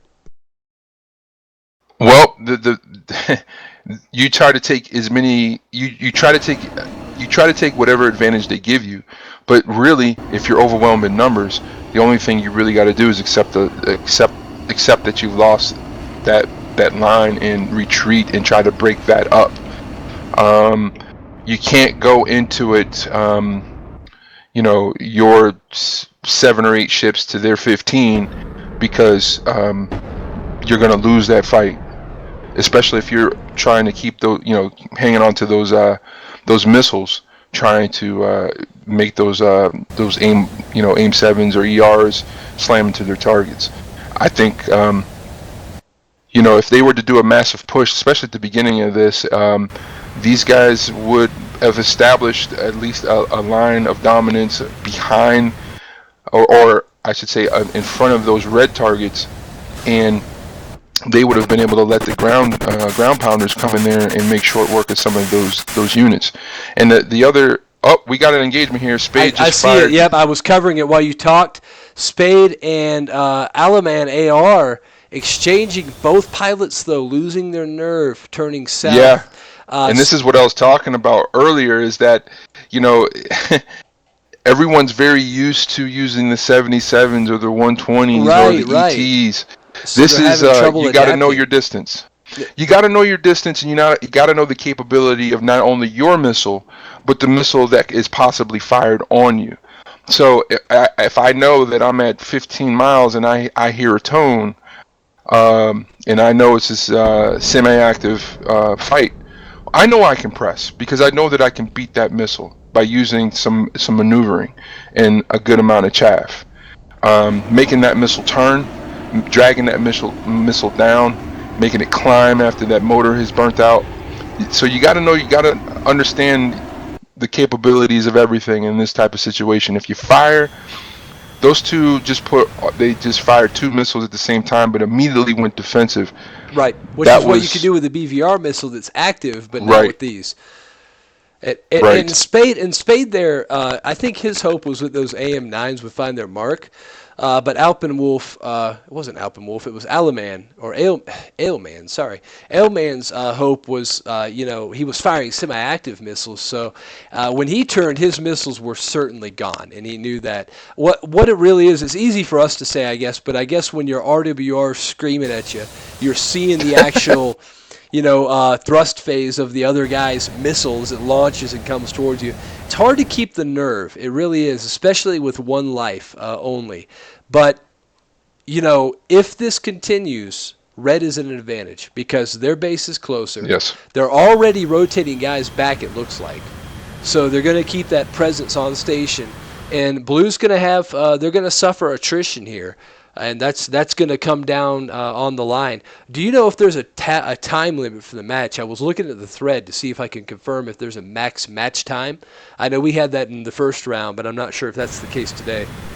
Yes, there is a 3-hour duration on the battle, 1 life per pilot. Okay, so 3 hours is a pretty long time. We can see a lot happen in 3 hours, and right now we're just coming up on wrapping up the first hour. Current time on deck is 12:52 with the sim, the match having started at 12 even. So we will... time isn't too much of a factor for Blue yet. Going back to the discussion we had on counterplay, I personally, and I know a few things about the air-to-air tactics side of it. I'm certainly not going to claim to be an expert, but I personally cannot think of a really good counterplay to a massive in masse or a push by blue. I mean, to me, the only chance red would really have, considering the close near parity capabilities of aircraft in this environment, would be to push north, to, like you said, try to take out what they could and push north and leave. But we're not seeing that by blue. And I think the decisiveness is going to be an issue here for blue.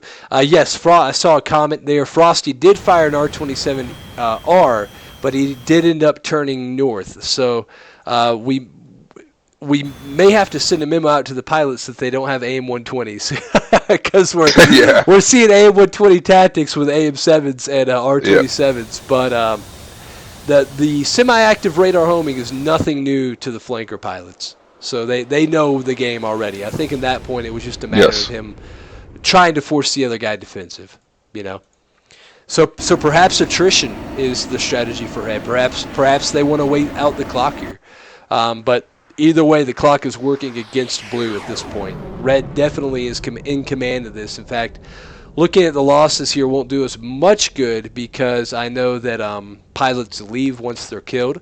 But we can see already the top scoring pilots is SF Razor, followed by 104 Spade. Razor has 3 kills, like we mentioned. Spade has 1. Only one blue pilot has a number on the board, and that's Winchester Delta, who took down Ocelot, if I remember right. SF Kapsu, a red pilot, also on the board. Can't remember who he took down. So scores in favor of red right now, without question.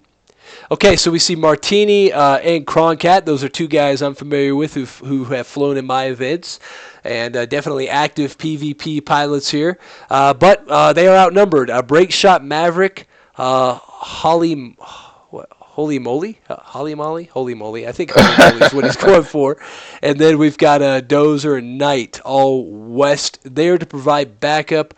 Break Shot definitely nose hot on the Mirage 2000 of Croncat. Croncat heading south here, so it looks like he's not wanting to tangle right now. That's a smart move here.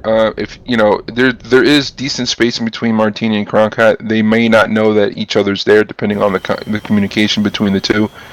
However, if you got to know that these guys on red, they like to work in pairs. So if you see one, you can almost guarantee there's another one close by. And what's happening here is I think this is kind of the end of phase 1. We had that first push. Blue was very hesitant, and at their detriment, they lost some ships because of it. So now what you got are guys, refueling, rearming. They're trying to get back into the fight, but they seem to be doing it in a bit of a staggered way here. I'm not quite sure if they're just kind of feeling it out. But now's the time again to overwhelm red. Red doesn't. Of course, we have situational awareness because we can see the map and see where people are. But we're looking at 2, 4, 6, 8 people on red. If they were to overwhelm them and get a couple kills, they would be in some bad shape. Well, it looks like we might have an engagement happening here with Maverick, Martini, and Croncat. Let's see what's happening here. Yeah, I'm zooming in on that now. Martini and Croncat, I would be surprised if they aren't communicating. I know those guys have flown together before in the Grudge Match series and probably other events. So I think there's definitely communication there. We almost saw a defensive split maneuver. Croncat following up with a shot after Martini turns south. Maverick may be in trouble here. He's got at least 2 Matras 530Ds coming in well within the no escape zone parameters here. Is he going to make it out? Oh my God, Maverick is hit. Maverick's going down. Good kill by Croncat. Great play too. Maverick pushed in there, but Croncat and Martini did what to me appeared to be a classic defensive split. Martini was ahead of Croncat. Maverick took the bait and engaged him, which any pilot would. He turned south. I think Maverick thought he was in the clear. Croncat was ready to pounce following Martini, releasing no escape zone 530s. No way Maverick could have got out of that. Great play by Croncat and Martini, man. They may have worked together there. Again, communication's everything. Again, we're talking about two-ship tactics, and that's what they did there. Now, 2v1, I don't care who you are, you're at a huge disadvantage here when you're using these types of missiles. So, it looks like Martini's been Martini, I was about to say Martini pushing on 51st Frosty. Martini is keeping a steady hand and keeping his nose hot while Frosty turned north. Great aggression there. That forced the R-27, which might have been within striking distance, to become useless as Frosty decided it was time to bail. He's going to have a he's going to have a thrust to weight advantage, but at this altitude, I'm not sure that it's going to be so easy for the Su-27 to outrun the flanking speed Mirage 2000 Martini. At this point, though, Martini's left with little choice but to turn back south, as now Holy Moly, Knight, and Break Shot collapsing in to support their teammate, 51 Frosty. Martini turning south here. Croncat said, "See ya, buddy. I've got my kill for the match," leaving Martini north. Man, this could be interesting, Man of War. I'm not sure. This could break into something really interesting. The Mirage 2000s, I have to admit, I love to see the Mirage 2000s getting their hands dirty here, because we're seeing coordination between the aircraft type, really. We've got 4, 5, 6 Mirage 2000s all pushing in on the Su-27s and lone F-15C of Break Shot, Holy Moly, Frosty, and 104th Knight, respectively. We've got some BVR shots going. At this point, I think what's going to matter is who keeps a steady hand. Here comes second shot by Knight. Yep, and I'm watching Panther right now. Panther's released. He's within range of the missiles fired on him. He may be in trouble. If those guys can keep nose hot, it looks like Martini may have gone down, but I'm not sure. I didn't see. Okay, Optimus now following in. He's releasing probably within no escape zone on 104th Knight here. That missile has plotted a proper intercept. That 530 is hot, looking for 104th Knight. The intercept looks good, but Knight's breaking the last minute to evade it. Just enough to get by, enough to squeak by. Great maneuvering, but that M2000 still has teeth. He's got 2 IRs and 1 semi-active radar homing 530D, and the 530D is not a bad missile within its no escape zone, even though he's getting a little close here. 104th Knight, highly evasive. There's other action going on, but let's watch this, because this is the show to watch right now. Okay, another missile release. Great maneuvering, using that thrust to weight advantage and speed to get the heck out of there. 104th Knight still being chased by GR Optimus, who's now turning south, deciding that the engagement was getting just a little too rich for his blood. He took 3 good shots, but due to the excellent flying of 104th Knight, he is going to live to fight another day, or another minute at least. Su-27, yeah, go ahead. Well, I just wanted to make a note there. Those maneuvers, high speed, high G maneuvers, over 600 knots, sometimes close pushing them on 650 to 700 knots, looping, chaffing and flaring and rolling. Wow, that's hard to do. That's hard to do in these planes, moving at that speed. Absolutely, as you spoke, 51 Frosty, nice kill on BSD BK with an R73. Oh, wow. BSD BK, really, I don't think he knew he was there, or if he did, it was too late, because Frosty homed in on really well within merged range and took him down with an R73 shot with little trouble there. So good kill for Frosty. 51 Break Shot and 104 Mogas north right now. Break Shot possibly chasing the lone Mirage 2000 of Optimus. GR Optimus on the ground, Burner on, and Mach getting the heck out of Dodge. He's only got 1 missile left, so it's going to be tough to see how he reacts. I think he's going home. Now we have an A10C of Danger Mouse, an appropriate name for what he's doing. Yeah. Well within red airspace, currently in Mike November 75.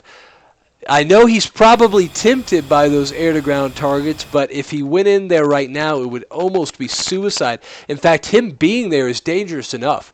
If he is detected by one of those fighters, which he may be momentarily, he's in real trouble. In fact, he's currently at Angels 15. What do you make of that?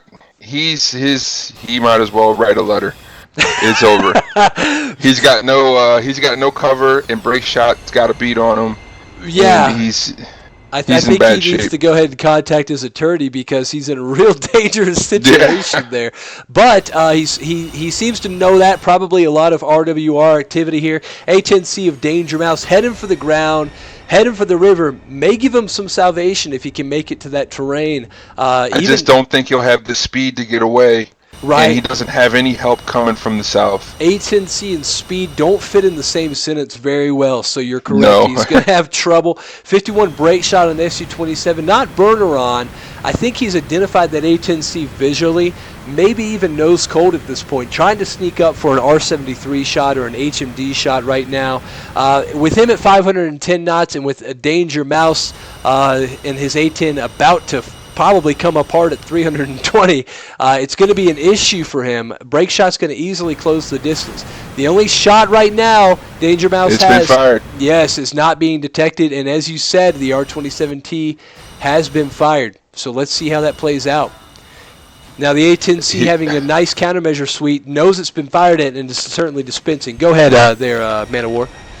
Well, now what's going to save him is he's in these mountains, and he can, work with the terrain masking here to his advantage. Hopefully he's hailing on the radio, trying to get some friends here.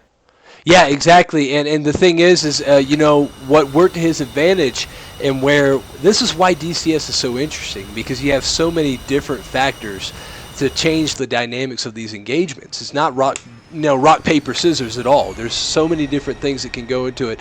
The A10 is certainly really slow and a really easy target, but it has a really nice countermeasure suite.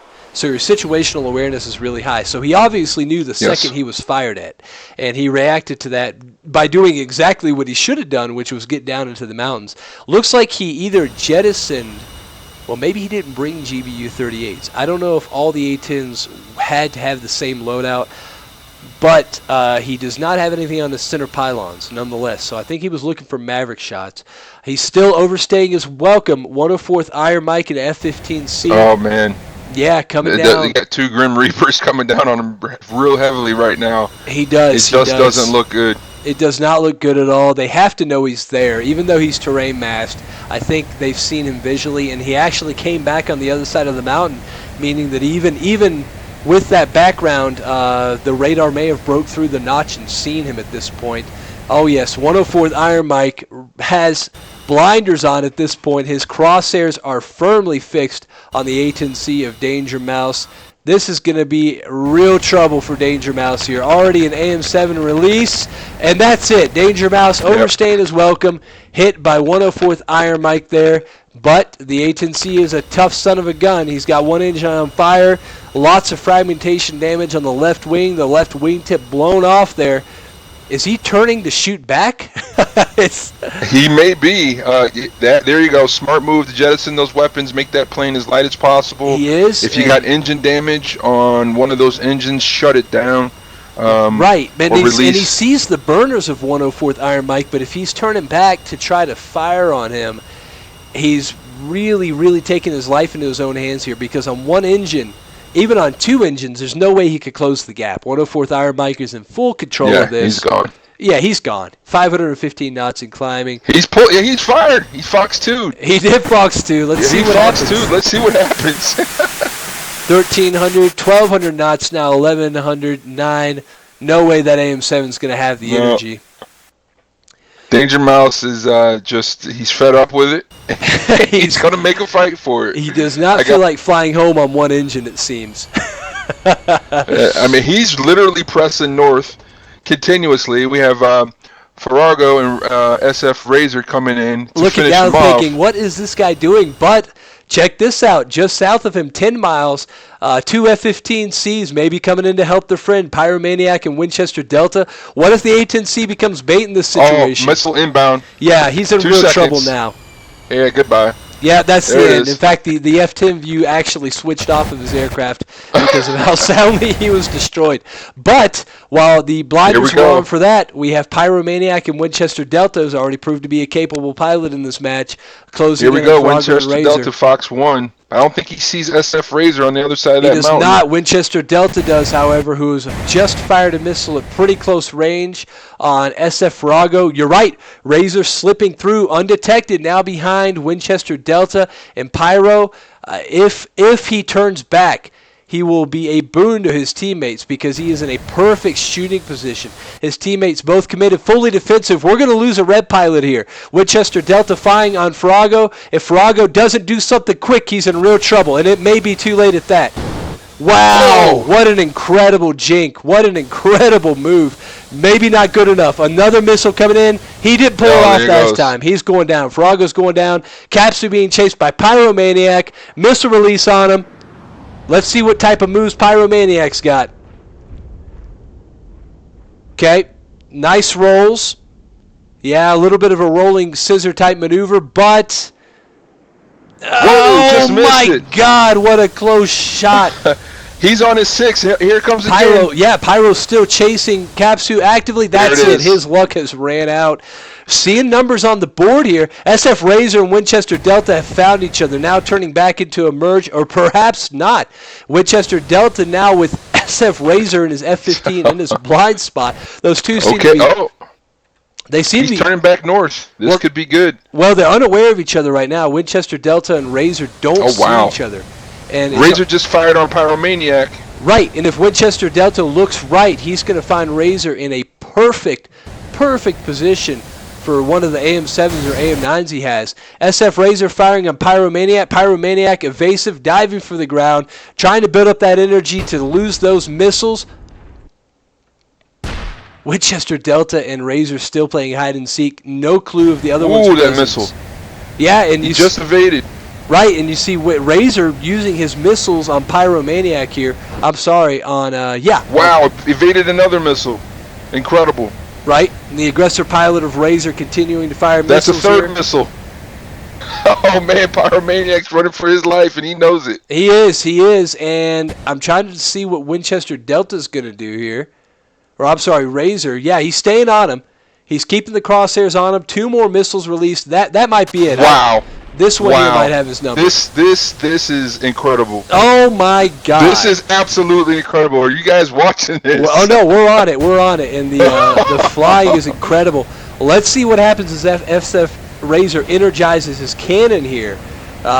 He is out of missiles. He's used them all. SF Razor hanging on to his tanks now, which may be a mistake. That's going to give Fighting 99th a much-needed speed advantage here to extend out of that gunfighting range. SF Razor has got to lose the tanks. These are 2 of the same aircraft, so we have symmetric type here. If he doesn't lose the tanks, then honestly,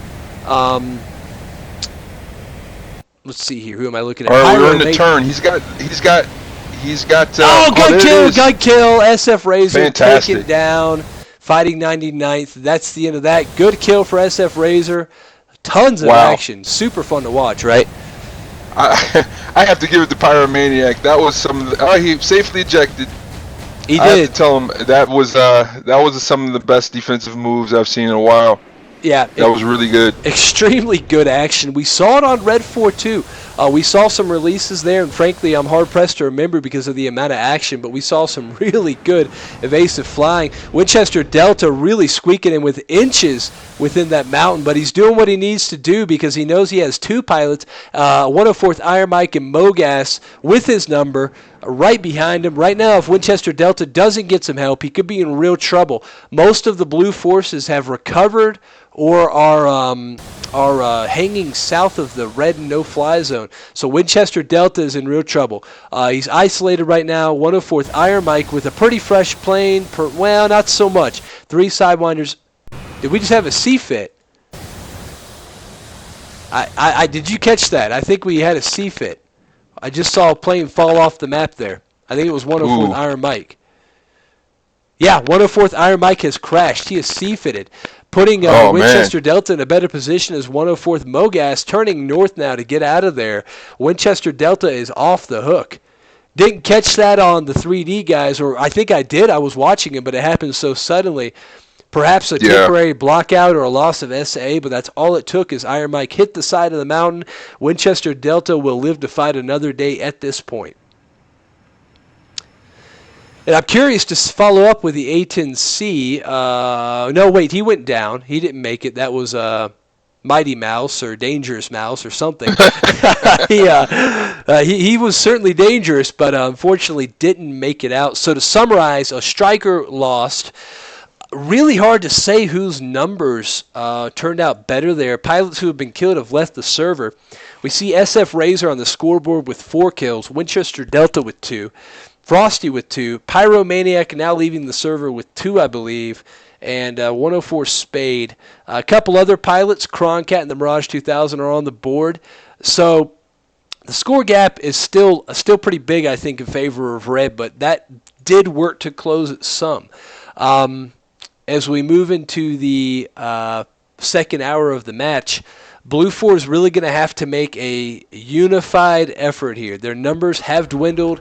They've probably lost half a dozen, if not more, pilots. So unified effort's really going to be required here. In fact, as I look back at the base, I'm seeing less F-15s than I saw before. So I think that has been the primary loss for them so far. Looking over at Vaziani, we see even more Mirage 2000 and flankers rearming here. And then looking at Red 4's side of things, the A-10C strike flight being very patient as they wait for the airspace to be cleared for them. Obviously, we saw what happens when the A-10C wanders in there. Too much, as entertaining as it was. And honestly, that A-10C, you may agree, Man of War, he could have got out of there. He had a few opportunities, but it seemed that he just resigned his fate and decided he was going to try to get an air superiority aircraft with him. So, thoughts so far, Man of War, if you have any, on the scenario so far? Well, it's kind of panning out how I thought. It was just kind of little engagements here and there. I honestly believe that the Blue Force's best effort was to do a collective, line abreast, if you will, and just go after them. Use their numbers to their advantage and start, getting in with those missiles. But that wasn't the case. So I think now the advantage is heavily shift to the red team. I think now the phase, I'm sure the red aggressors understand. A lot of the fighter aircraft that's defending has gone down. So now they're going to be searching for those air-to-ground units and trying to take them out so they can reduce the amount of the objective that they can obtain. Yeah, Red has... Hey, guys. Oh, sorry, go ahead. It's 104th Iron Mike. I'm just here to say it's an hour left. If you want to have some impressions from the front line, now's the time. Yes, sir. Yeah, absolutely. So, Iron Mike, welcome to the commentator box. For those guys watching, we were just watching Iron Mike a few minutes ago here. I think, Iron Mike, did you end up with a C-fit there, or what was the circumstance? Basically, I was a total fool and G-locked and I crashed into the mountain. I had Winchester on my 3 miles on my front, and I said, there's no danger here, I'm going to proceed for the kill. I then lost him behind the mountain and said it would be wiser to pull out so we stay on the safe side of the mountains. And when I did that, I simply overreacted a little bit since I saw the mountain right next to me, and instead of making a clear pull to the right of the tip, I decided to go left, which was wrong, and I over-G'd and crashed. Sure, totally understandable, though, especially in a situation where you were really on the cusp of a kill on Winchester Delta. He was in a real bad situation there. You guys had him right where you wanted him, but, things happen. In fact, we saw another pilot, a Mirage 2000, I think, G-Lock earlier in the match, so don't beat yourself up. We saw a lot of good flying and really enjoyed watching you. Hey, Iron Mike, bring us up to speed on the scenario. Who do you think is in control of this right now? I think at the moment it's still us. I think we've been quiet from the very get-go. We are basically playing a hot-cold cap scenario. That means that we have 3 cap stations, center, east, and west, where we always have and try. Of course, you see it deteriorates when the plan hits the battle, but we try to have always flights looking hot and flights exchanging them cold. So we rather prepared to drag the bandits into our side than like me foolishly chasing them and then crashing into the mountain like an idiot. Well, he was a few miles from the no-fly zone, so I know you guys had a strong incentive to try to take him down there. But again, nobody will fault you for that. In fact, the chat is already saying good job, well done. So, hold your head high. You flew great. We enjoyed watching you. Your team has performed valiantly. In fact, we were discussing some of the possible counterplays and strategies here. Our feeling from the commentator side of things, and I think the viewers would agree, that Red has really remained in control of this. The good thing is that, go ahead. I'm sorry to jump you, Hook, because that's the reason I need to go back as well. We have that when commanders crash, they stay in command of the site. Today Sure. It's my job, so what we try to is keep the communication, keep everybody in tap, and play together as a team. So we just shuffled the refueling. We were aware that we will need replacements, and we did it cleverly enough, thankfully, so that we are now on station. We don't have gaps, and that's basically the play. So we try to keep a firm wall. And I'm sorry, I have to run back. I hope all of you in the chat and on the Twitch enjoy it as much as we do, and Hook and Man-O-War are the best guys for you. So thanks again to all of you, and I'm out of here again. Sorry for that. No, hey, no, your troops need you, my my friend. Great flying. Thanks for popping in, and really enjoying the show. Thanks, Sire Mike. Thanks, guys. Cool, good stuff. Awesome to hear from the front lines as always. Definitely a little bit of a break in the action, Man-O-War. If you had any commentary to offer for the chat, go ahead. I'm going to take 30 seconds here to step away and just check on some of the dynamics of the broadcast software. So you can make commentary for a couple minutes. I'll be right back. Right on. Well, again, we hope everybody tuning in is having a good time here. As Iron Mike said, we only have about an hour left, a little less now, in the event. We've seen some really good action, some things that are a little slow to develop. However, these last couple of volleys here were pretty exciting. Had a really good guns kill that happened. A lot of missile evasion things going on right now. And it looks like everyone's kind of resetting a little bit. I would have to agree with Iron Mike at this time that the Red 4 has maintained an advantage currently within this fight. But there's still a lot that Blue can do. They haven't lost a lot of their air-to-ground assets. So I know that they're waiting for the right time for them to go in there and clean up those target packages. The good thing is with those A-10s especially, they can make short work of those target packages very quickly if they can get on station, and that's going to be the key. If they can get on station, if they get on station and start whaling on these ground targets, they can turn this whole thing around. Yep. TJ1376. Yeah, looks like strikers are headed back. I think what's probably going to end up happening here is they're going to make a collected effort now that they've kind of thinned out the herd just a little bit. It's a little less fighter opposition to deal with. So here's that. I would say another phase. We've had about 2 phases in this fight, I would say. This is probably the 3rd phase, and typically the way these events go, what we've seen is the 3rd phase or the last phase is usually when the strikers get involved, because again the scene is thinned out a little bit and they have a little bit of space to kind of get in and do what they need to do. And again, with these A-10s, if you get all those AGM-65Ds and all of those GBUs, you still have the cannon, which can rip anything pretty much to shreds that's out there.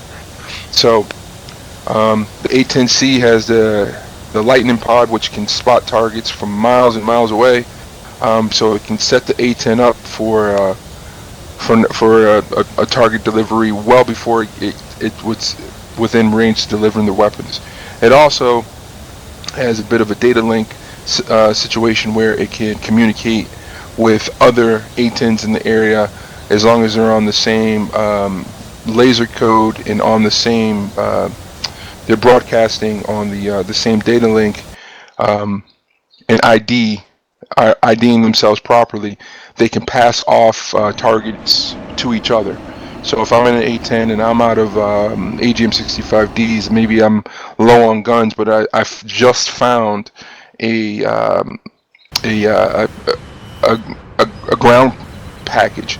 I can target and laze that and send that to any of my wingmen so that they have it. So there's a lot that can be done in that respect. So let's see what happens. There's still a lot of action left. There's still a lot of fighters left in this, on both sides. A lot of air to ground. There's a lot that can happen here. All right, Man of War, back with you. Sorry about that. I always, during these events, have to find a way to sneak away and get some water, or else my voice starts getting really nasty and clicky. It sounds like something from an alien movie. So I'm back with you here, and my voice is refreshed. All right, guys, so yeah, I caught the tail end of that. Yeah, I would agree with you, Man of War. We're definitely entering, I think, a defined third phase, and usually the late game of these matches, if you could really group them all together, is when you start seeing the more aggressive, decisive plays, because the clock's running out. And for the viewers who didn't hear from Iron Mike, we're now in our last hour of the engagement here. So I know the stream's long, but the action's been pretty darn good. We're in a little bit of a lull right now, but that will not last. We're seeing a large-scale mobilization of blue out of, let's see here, out of their bases. I was trying to Tbilisi, and I'm really curious to see what's going to happen. We're seeing little pockets of blue. M2000s, again, en masse. Really cool to see such a great M2000 presence and a strong showing. In fact, the M2000s hold a decent amount of the blue kills so far. You know, blue doesn't have a lot of numbers on the board, but the M2000s have gotten out there and performed, haven't been afraid or shied away from the fight, you know. In fact, I think that, I can't remember which M2000 it was. It might have been either Cromcat or Martini, but they were the first ones to kind of do what we talked about, Man of War, which is play the game of chicken and keep their nose on target longer than the other guy. And that actually paid off in one of the first M2000 kills, because the Su-27 said, I'm done, I'm out. And he kept his nose on target. Actually, it may have been an F-15, ended up getting the kill. So, interested to see if we'll see more of that.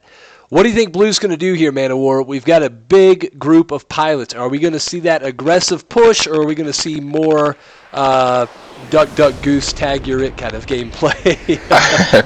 I think they're smelling that this is where the change needs to happen. You see that full flight of 2000Cs kind of clustered together. They just took off from their home bases there. Yes. And they're loaded up. I don't think they're going to be dodging anything. I think they're going out to try to get some kills. I think with their very aggressive nature right here and their aggressive formation, I think what they're trying to do at this point is establish air dominance, and I think we're going to finally see these strikers come in and start hitting these targets. These 2000s have proven themselves very formidable in this fight, as you were mentioning. This is their type of fight against the 15s especially. You know, if there's a bunch of 120s flying around, they would be at a great disadvantage. But since this is semi-active, they really compress the fight here, and they get these missiles in close. They almost always hit. Doesn't matter what you do. Yeah, the Super 530 is actually a really good semi-active radar homing missile, and in that no escape range, it's really dangerous, like you said. Very. So you know, it's been awesome to see that presence, and you're right, we're really in the ballpark of the M2000. So I really hope these guys will capitalize on it. In fact, as you speak, we have just an awesome view of 1, 2, 3, 4, 5, 6, 7 M2000s on the 3D view right now. That's a show of force. It is. That exudes confidence. That says we're coming to do something. Yeah, so they definitely got a plan. Exactly.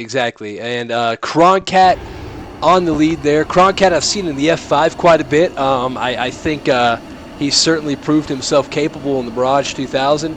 Definitely knowing his aircraft well enough to know that if he hung in there, he would enter that TIR no escape launch on that F-15. And at that altitude, at that sea level altitude, the F-15 really didn't have the performance to get away from him. which it may have had at altitude. I'm not sure. But the Mirage is a slick aircraft. She can really accelerate really quickly. May not be able to top out as fast as an F-15, but certainly can run it down in that initial acceleration, especially when that F-15 is packing 2 bags, which that particular aircraft was. Yeah, when you're going against a Mirage and things have degraded like that, if you can't get a couple of good aspect shots with the AIM-9, you really just need to drop what you got and get your aircraft back to a safe place. Try to use speed if you're at a high altitude. Nose down, full burner. Let those F-100s prove themselves and get out of there. You can't mix it up with this bird. It's a sprinter and it's very close inside. Absolutely, and we've seen the sheer power of the F-15 pay off a few times. A couple of the times that come to mind was, oh boy, I want to say it was, I can't quite recall. Was it Maverick? The Maverick kill there? It might have been, but one of the F-15 pilots early in the game, he evaded tons of missiles, and one of the ways he did it was he punched the tanks, hit the firewall, and just flew the rivets out of his plane, and ended up soaking up a ton of missiles there. I'll know his name when I see it. I think he's still in the game here. But, I think it was one of our guys. Yeah, it was a 104th guy, absolutely. I just can't quite recall off the top of my head which. We're definitely seeing a rotating cast, like Iron Mike alluded to here.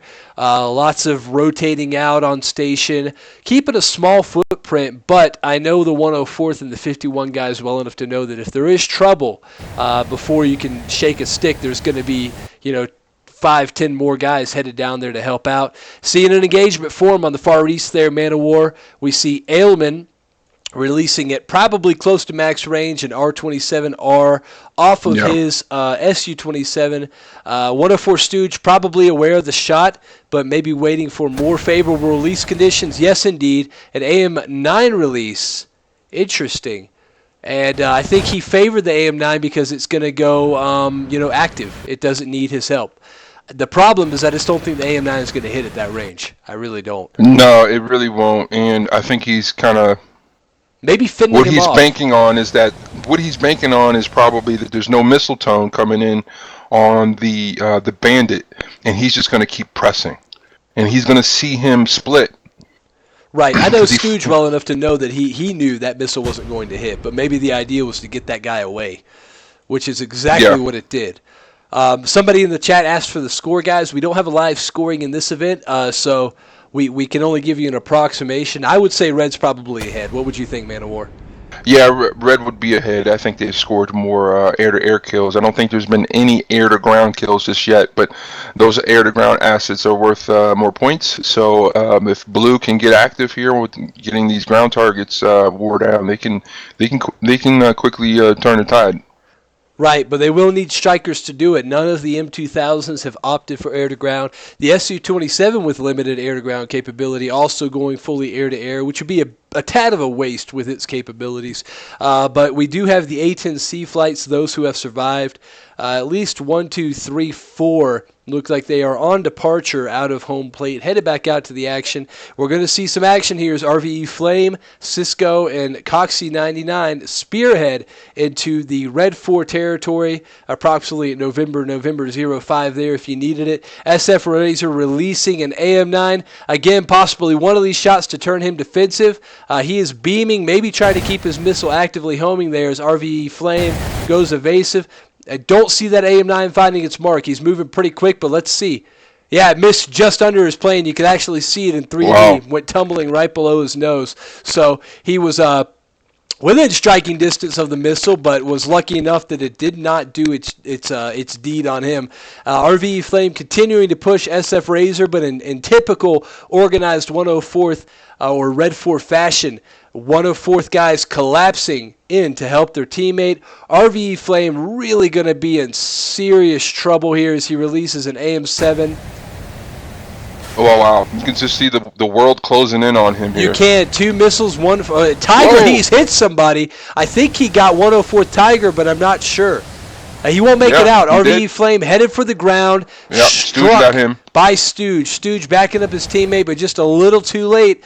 But that steady hand did equal a 1-to-1 trade with RVE Flame at least buying one more point. And while he lost his aircraft, the numbers advantage that Blue could get from that could be worth it. Go ahead. Mustang just fired off on Coxie. It looks like I don't think he sees RV Yaga here. No, Let's he does see what's not. happening. Mustang could be And in RV trouble. Yaga just let go. Fox 1. Mustang could be in some trouble here. Yep, Mustang heading for the ground. He is defensive, punching his There tanks. goes the fast packs. Yep. Let's see what that missile does. I could hear the missile in 3D view squeaking by, but I think it's running out of energy here. Mustang off safe and out of there clean. All right, so we're seeing There's red. another missile coming down on him here. Yeah, watch over at Dozer. It. Dozer with the M2000 Matra 550, actively plotting intercept, heading right for his aircraft. He in return fired an AM9 at that M2000 of I don't know, guys. I'm not even going to try on that one. Horaz, maybe. That missile missed. The Mirage 2000 is returning in kind. Lots of missiles fired at 104th Dozer. Don't think any of them are going to hit. They're just too far away, and he's got so much energy right now, moving through 720 knots. Horaj chasing him here. At 800 knots, he might be able to close. Yeah. This is bad because he's got Mogas coming in like a rocket. This is a classic Dragon bag here. You got 104th Knife turning back into engage. And if Horaz doesn't turn back now, he's in a world of hurt here. Right, and look at Horaz only has IR missiles left. Mogas just fired. He's just fired. Okay, so we got one coming in here for Horaz. He does not have any missiles. Missile coming in there. He's fully evasive. Trying to keep the focus on the fleeing 104th. I can't remember who it was off the top of my mat. Dozer. Ooh, Horaz just fired. Who did he fire on here? It must have been Dozer. It's the only bandit off his nose. Horaz really wants that kill. He's got missiles coming in. Kill lock. And Dozer's screaming at him now. Screaming at Mogas the D-Louse. That's it. Yep, Horaz is going down. Horaz did not want to give up that kill, but as you said, Mogas backing up his teammate, taking down that lone M2000. If 3 or 4 M2000s have tagged along, we probably would have seen a really different outcome there. Looking to the east, RVE Yaga, 104 Spade and Stooge engaged. RVE Yaga in that 27, headed for the deck. Stooge firing AM7 releases. AM9 releases on Coxie. This is going to be a really complex situation here. Yaga off clean. 104 Spade with an actively homing AM7 coming in on him, but he's on the deck, so he's going to notch that missile or lose it to terrain. Yes, that missile is successfully notched, going by quite harmlessly off his 6 o'clock there and hitting the side of the mountain. A match release from Kroncat. Fired on Spade. And that's the second kill of the match for Kroncat in the M2000. Excellent shooting. He really knows how to use those Super 530s. He's waiting till the perfect time to implement those things to where 104 Spade really just couldn't have gotten away, even with the speed and energy state. Looking to the west here, M2000 of GR firing at 104th Knight here, who's fleeing north. 2 Matra 530s, not sure if they're both from GR here. Possibly. 104th Knight flying north, definitely in a safe energy state. Razor's in bad shape. Yeah, Razor's not spotted though. Optimus and Veritech both firing. Razor either hitting the ground in G-Lock. Yeah, was it G-Lock? Okay. Yeah. So that frees up Optimus and Veritech to continue chasing 104th Knight. Looking away from the eastern engagement for a minute because I think the action is going to be with the M2000s. 104th Knight headed for the deck, getting the heck out of Dodge. I'm sure informing his teammates of his current predicament. Optimus with 1 semi-active radar homing missile and 2 IR missiles continuing the chase. Current speed 698 knots, 660 on the part of 104th Knight. Optimus will slowly close that gap. However, he's really going to have to watch himself. He's got multiple teammates just to the right. Matra 530 released by Optimus, instantly plotting that intercept course here. You can see the missile still in its burning phase. If Knight pulls hard, he may lose the missile. He surely knows it's coming in with that lock tone, with it being semi-active radar homing. The missile's, I don't think it's going to hit. Bled too much energy. No. Good flying by Knight. He made it climb, and he's constantly making it climb, and he's constantly making it drop. Climb and drop. Once again, Mogas coming in, to press Optimus off his teammate 104th Night for the second time.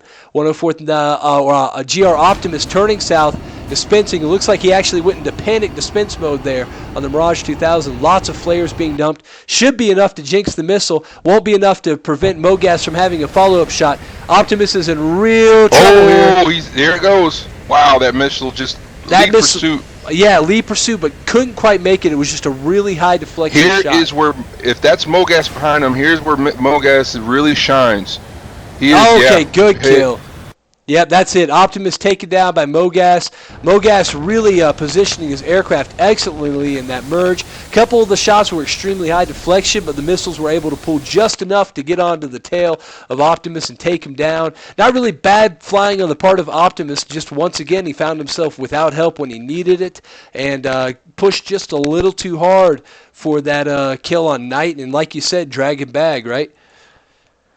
That's it, Dragon Bag. You got to know that your friendly is in the area and he knows your position. And what you do is you just simply bait him. You bait him, you hook him like a fish. He's got kill lock on you. He thinks he's got your dead bang. He's closing in on you. And next thing you know, you're at the splash screen wondering how that just happened. We've got a user by Kerr Sandarkin. I'm going to call you Darkin, requesting time left. We would estimate probably about 30 minutes, maybe 40 at the most. We got the hour call right at around, I think it's 19:30, 20:30 Zulus. Hard to say right now because I'm in Wyoming. So looking at the front line, interesting things happening. We're seeing numbers slowly even out here. It's not that blue's killing more than red, it's that red has less than blue. Cisco in a Mirage 2000 fired by an AM-9 seems to be totally unaware of that incoming missile that could be a real problem for Cisco, even though the missile's going to be in a low energy state if he doesn't maneuver. He's going to be okay. I don't think he saw the shot, but the AM-9 was fired too far away to do much damage. I think the hope by 104th Night was that it would coast into the target or turn Cisco away. Red really making a unified effort to protect the target area, but it's starting to slip just a little bit. Some aggression and coordination by Blue 4 could turn things. What do you think, Man of War? I think we're on the knife edge right now. We got fresh aircraft at the front line. Well, I honestly believe Blue, they had the numbers. They had the numbers just outside the area, but a lot of them didn't push. A lot of them didn't push. A lot of them got a little worried. I think that would have been a good time. Well, look at the numbers now. I see 1, 2, 3, 4, 5, 6, 7 red on the front, 8, 9, 10, maybe arguably in a reserve state. RVE Microvax in a Mirage 2000 going deep far north for the A50. He's trying to kill the situational awareness right now. He's going to end up in a merge with Frosty in a Su-27. We have a mono-e-mono situation. Yes, sir, absolutely. He hit him. He got Frosty. Yes, he did. Microvax is off clean. Still 2 missiles left. If he wants to stay on mission, he could hit that A50, and he could cause a panic by Red to push north. Personally, I think Red will keep a cool head, but if they did push north to try to get that easy kill of Microvax, who surely was going for the AWACS aircraft, that could take just enough pilots from the front line to hand the advantage over the Blue. It looks like Mogas is on the move here. You may have gotten that distress call. Absolutely. Microvax, he just fired. Microvax fired on the AWACS. The AWACS, that's a match of 550 at a non-maneuvering target. Definitely going to be max range for it. That has to be at least 20 miles. Absolutely. 19 at least. And that's tricky. I know that missile well enough to say I'm not sure it's going to hit. I want to watch the front lines for a second, guys. RVE, Yaga, and Stooge, both firing at each other, both going fully defensive. Don't expect any of those exchanges to play out. Cisco and Ninja in an M2000 and F-15C, respectively, continuing to vie for control of the target area. 104th Night, Mustang, and Doze are attempting to hold that secure. Really a bit of an advantage to the red guys if it gets low and dirty with that radar guided AAA. That could be enough to put a golden bullet into an aircraft or at least jam them up pretty good. Looking back north here, Microvax took his shot at the A50, pushed his luck just a little too hard as I was concerned that 530 Super 530 missile did not find its mark. We have Alpenwolf and EDP 71st laying into break shot, who's turned north, fully defensive. I'm sure calling for help from his teammates. 104th Night taking 2 AM7 shots from, I'm not sure, it may have been an F-15. It's hard to say.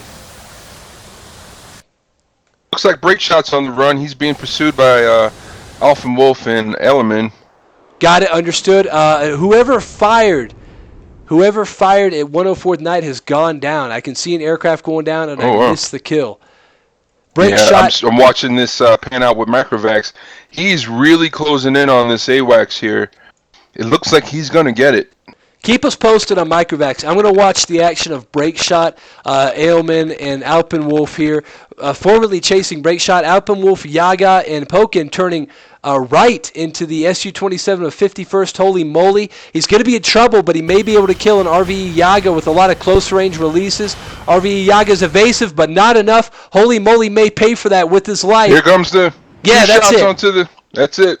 So again, another trade, but wearing down Red's numbers, possibly enough. Microvax got it. Oh my God! He got it. Kroncat just took down 51st Night, or 104th Night. So Kroncat, really an important play there. He's starting to take possession of this red air-to-ground area, man. This is important. If they can hold on to this just a little bit, the A-10s can get in there and do some damage. And let's face it, even if it's a suicide mission, the points the A-10s could rack up in even 2 to 3 minutes could be enough to really turn the tide on the scoring game here.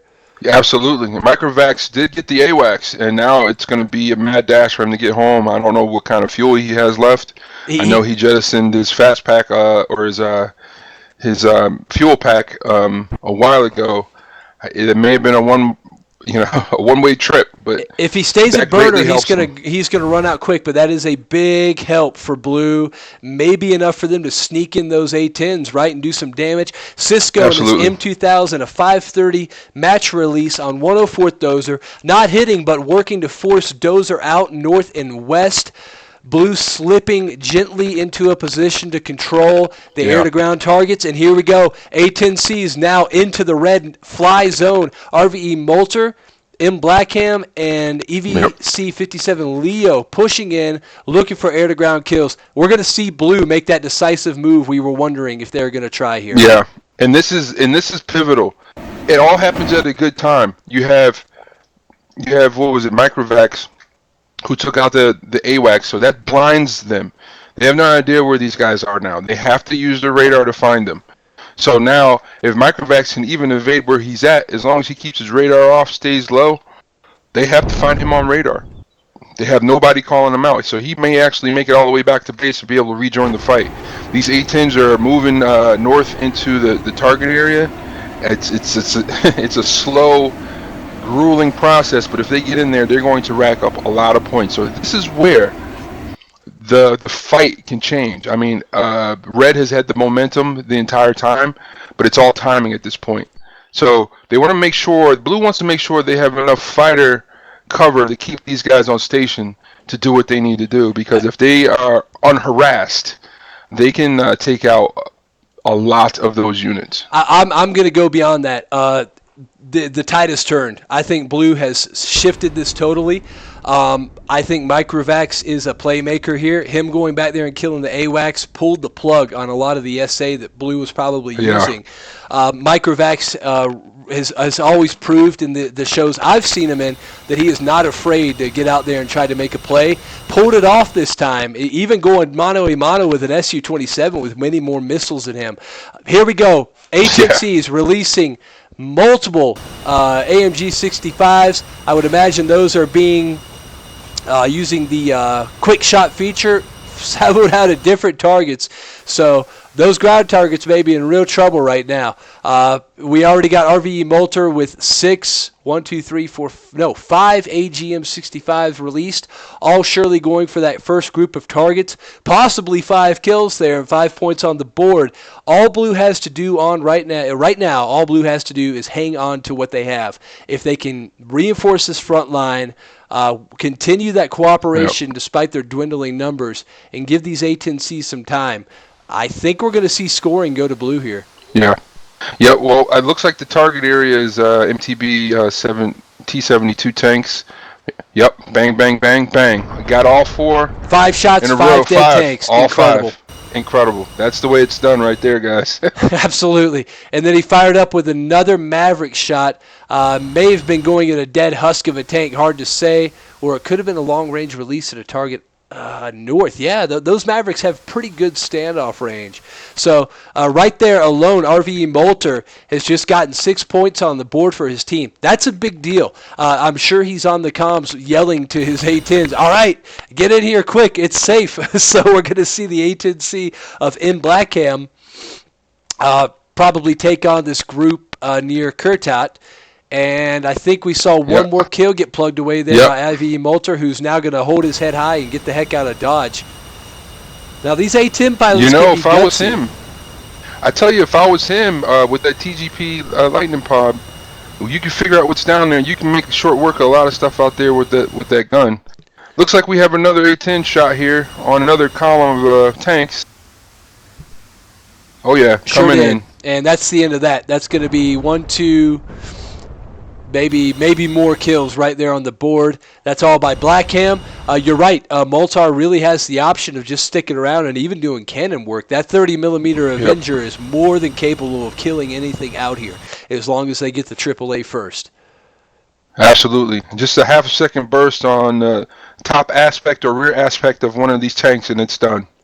And as we see Red retreat back to base for much-needed rearms and repairs being done hastily on the ramp, we realize that we're left only with 51 break shot and an Su-27 to attempt to shore up the target area, which is now in serious trouble. And the A-10s are not unprotected. We do have a M2000 and an F-15C here, but that isn't much help. The M2000 can't have many weapons left, only 2 IR missiles, and his fuel situation has to be pretty bad. Now, the F-15 of Pokken is pretty fresh as far as armament goes, but I feel like he's been out here for a while. So I think he may be in a pretty low fuel state as well. Maybe even see some guys hit the tanker wouldn't be a bad idea. GBU 38 released by RVE Moulter there, so that's going to take out some targets. GBU's We are got gonna take Leo more coming time. in. Yeah, go ahead. Sorry.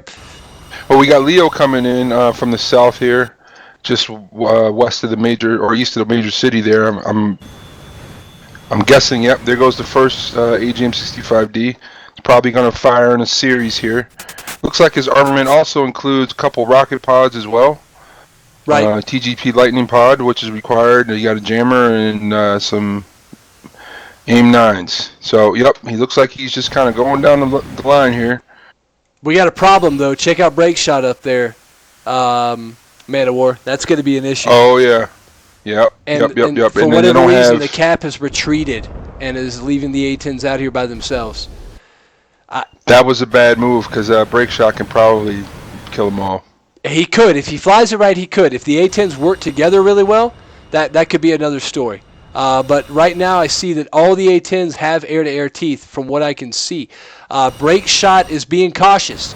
He's not diving in there, I think he might be looking at Cisco's coming from the west. Well, you're right. He's probably looking at Cisco on the radar. He just fired. He did, and that's good because Cisco can keep his attention. But if Cisco goes down, the A-10s are alone out there. So I don't know if he's in panic dispense mode right now. I don't know if that break shot strategy is to kill Cap first and then the A-10s. If he doesn't know the A-10s are there, but either way, if Cisco goes down, it's going to be trouble. It's going to be real trouble for the A-10s. Cisco dispensing and running for his life. Boy, it sure would be interesting if one of these A-10s saw that Su-27. But with him up at Angels 12 and 600 knots, I probably doubt their ability to kill that Su-27 before he could evade and get in a better position. Well, Cisco's doing a great job of pulling him off that station and keeping him engaged.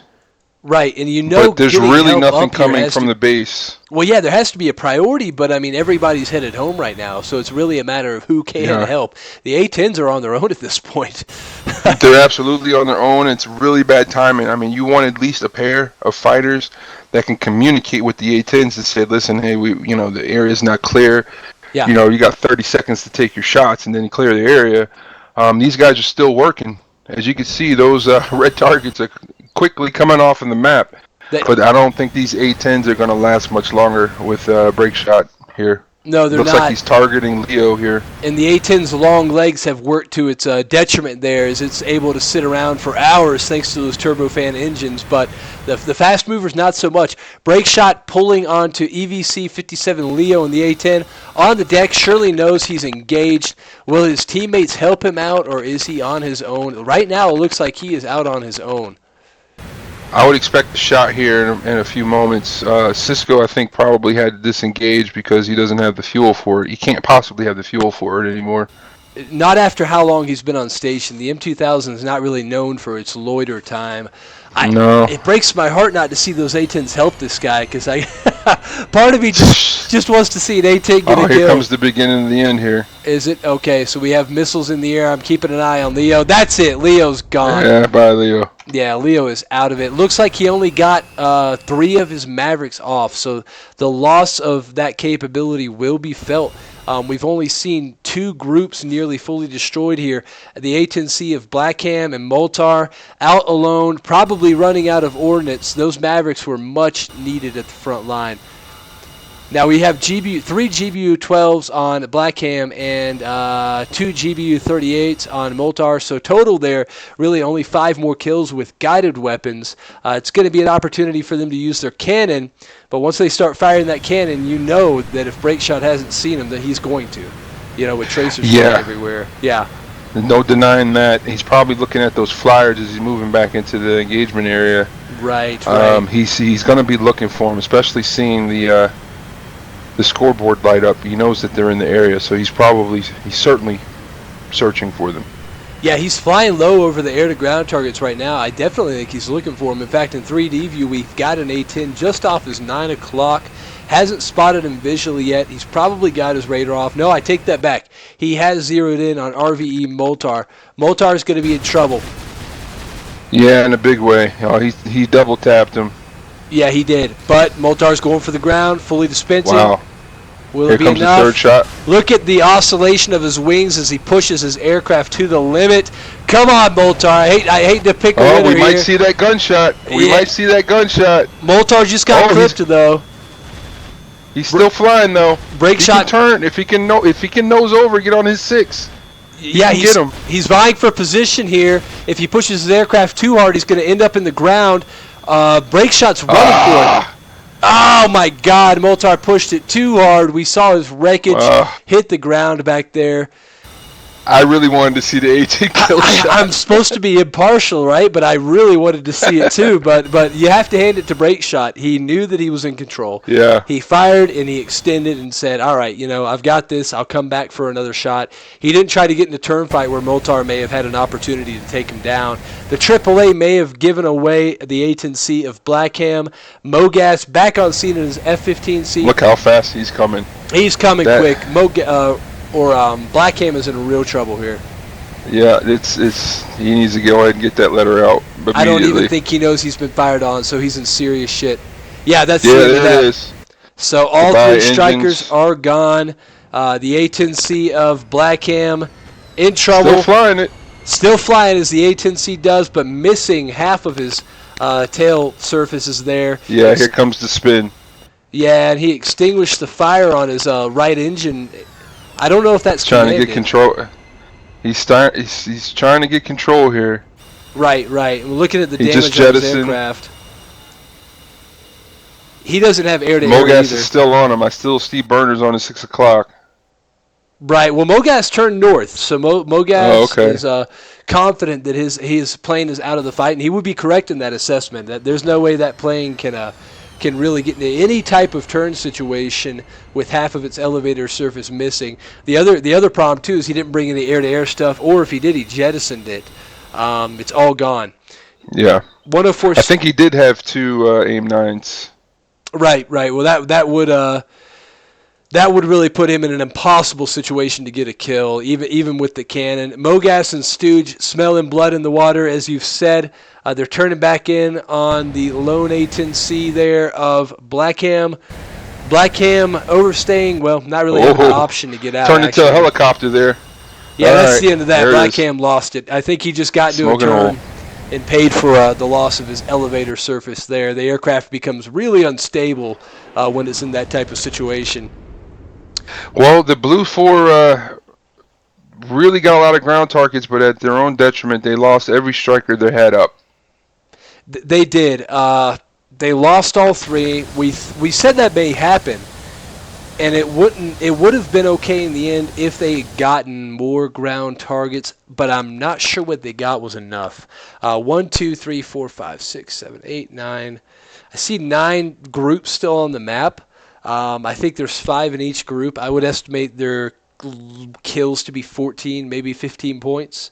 That sound reasonable to you? Yeah, that sounds reasonable. So that's not bad. That's not bad. And you said the ground targets were more valuable than an air-to-air kill. Is that a correct Yeah, typically, if you look if you go by mission rules, ground assets are worth a lot more than air-to-air assets. But it really just depends. If they're just gonna count them as 2 points rather than 1 point for air-to-air, so on and so forth. It just makes sense. You're literally doubling your points with ground, because that's the objective. The objective really isn't to kill other planes. The objective is to get rid of as many ground units as you can. Right. That's why the planes are there. They're trying to protect that. So, right.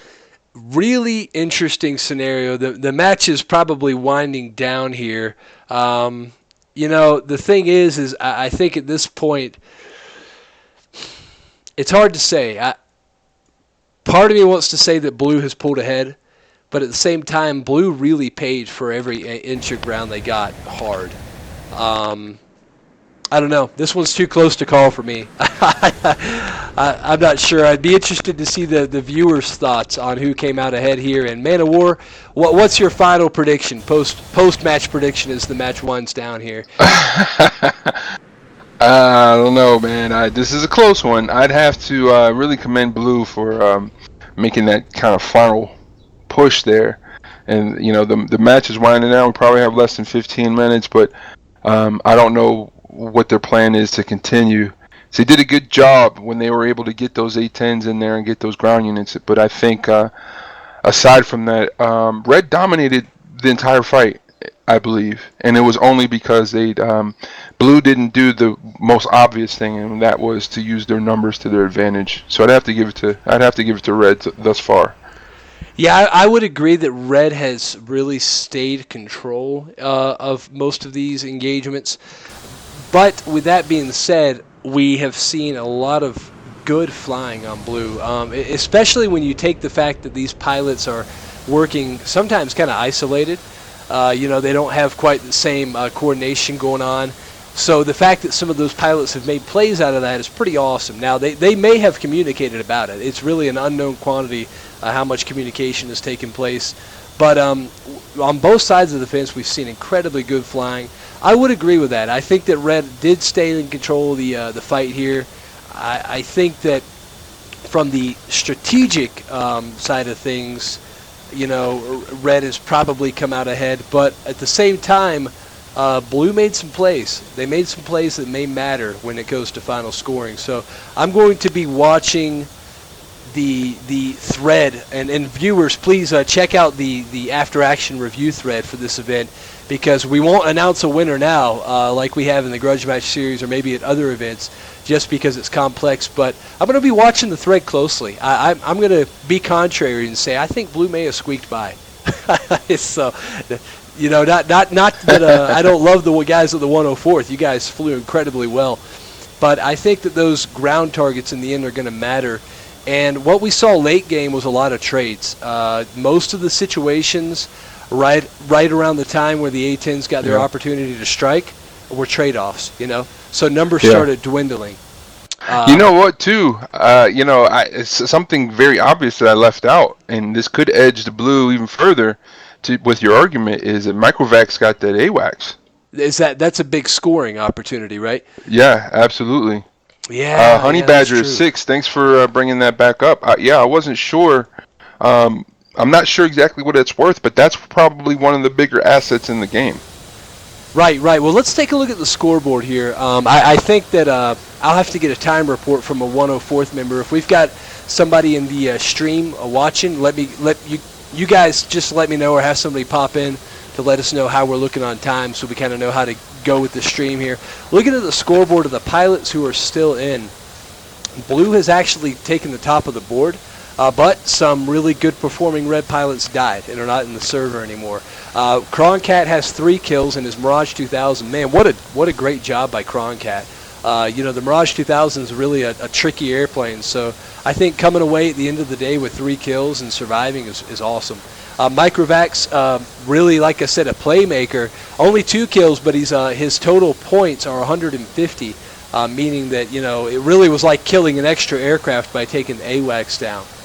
Followed by, still in the game, of course, guys, this isn't the total score. 51 break shot in his Su-27 with 2 kills. Rounding out the roster, we've got Pokken in the F-15 with 1, Dozer with 1, Mogas with 2, and a score of 50, and Stooge with 1. It's tough to say. There's blue and red on the top of the board, but then again, pilots who got kills did die, and when they die, they lose.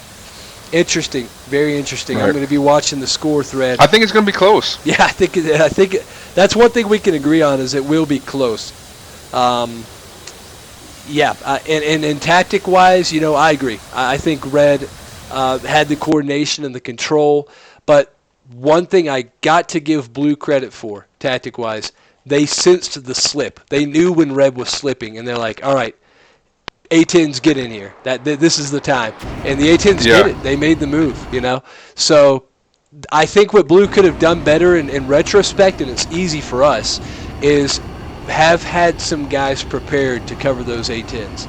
That would have shut down Red. If they had a couple aircraft sorted out with the A-10s or behind the A-10s, they could have just shut the game down right there by killing the guys going for the A-10s. Even used them as bait. And then the A-10s would still be there mopping up ground targets with the cannon. Yeah, so, absolutely. I don't think there'd be much of anything left, to be honest with you, because a lot of these targets were Shilkas and tanks, which, actually there's a buck out there. Okay, I guess that gets a little scary. Yeah, no kidding. I saw that too, I think. However, I just got the word that it's a little more than 10 minutes left. Okay, so we're still looking at just over 10 minutes. The M2000s are going out to take ownership of the AO again. I anticipate they will. They may get some kills out there since we have isolated Red 4 elements left. 104th Mustang on station, 51 Scarface, and Break Shot back at base. And the rest of Red have got to be out there somewhere. Yes, here they are. I missed them. Dozer, Mogas, and Stooge out there. This could be really interesting. We've got a Mirage 2000 flight joined by a single F-15 that has a 1-to-1 numbers advantage. And we've seen the Mirages not be afraid to show aggression. This is their fight. Anytime they know that 120 is not a factor, they can edge this fight in their advantage. Yeah, exactly. Absolutely. Exactly. And the other thing too is we're close enough right now where 1 or 2 kills can mean win or loss. Yeah, and I'm not sure, but I don't think the Blue has any strikers available at this point. The Mirage 2000s could have done it, but they've opted for air-to-air, it looks like. Yeah, they still got some formidable. They got Stooge, Mogas, Mustang. That's enough, and then you got Break Shot over there hovering around the assets. Break Shot and Scarface, they're over there at the what air base is that? Mozdok. So, you have to be careful. These guys aren't rookies. They're some of the best of the 12 best. minutes. 12 minutes. 12 minutes. There you go, viewers. 12 minutes still on the clock here. Hang in there. Mogas with a long-range attempt to force defensive shot. If the pilots did go defensive, they'd be right over the border, so that may have been a little preliminary. But again, I think he's trying to light up the RWR and get them to get a little worried. Let's see if they can keep their willpower here. Martini and Croncat, we've seen this pair do some awesome work before.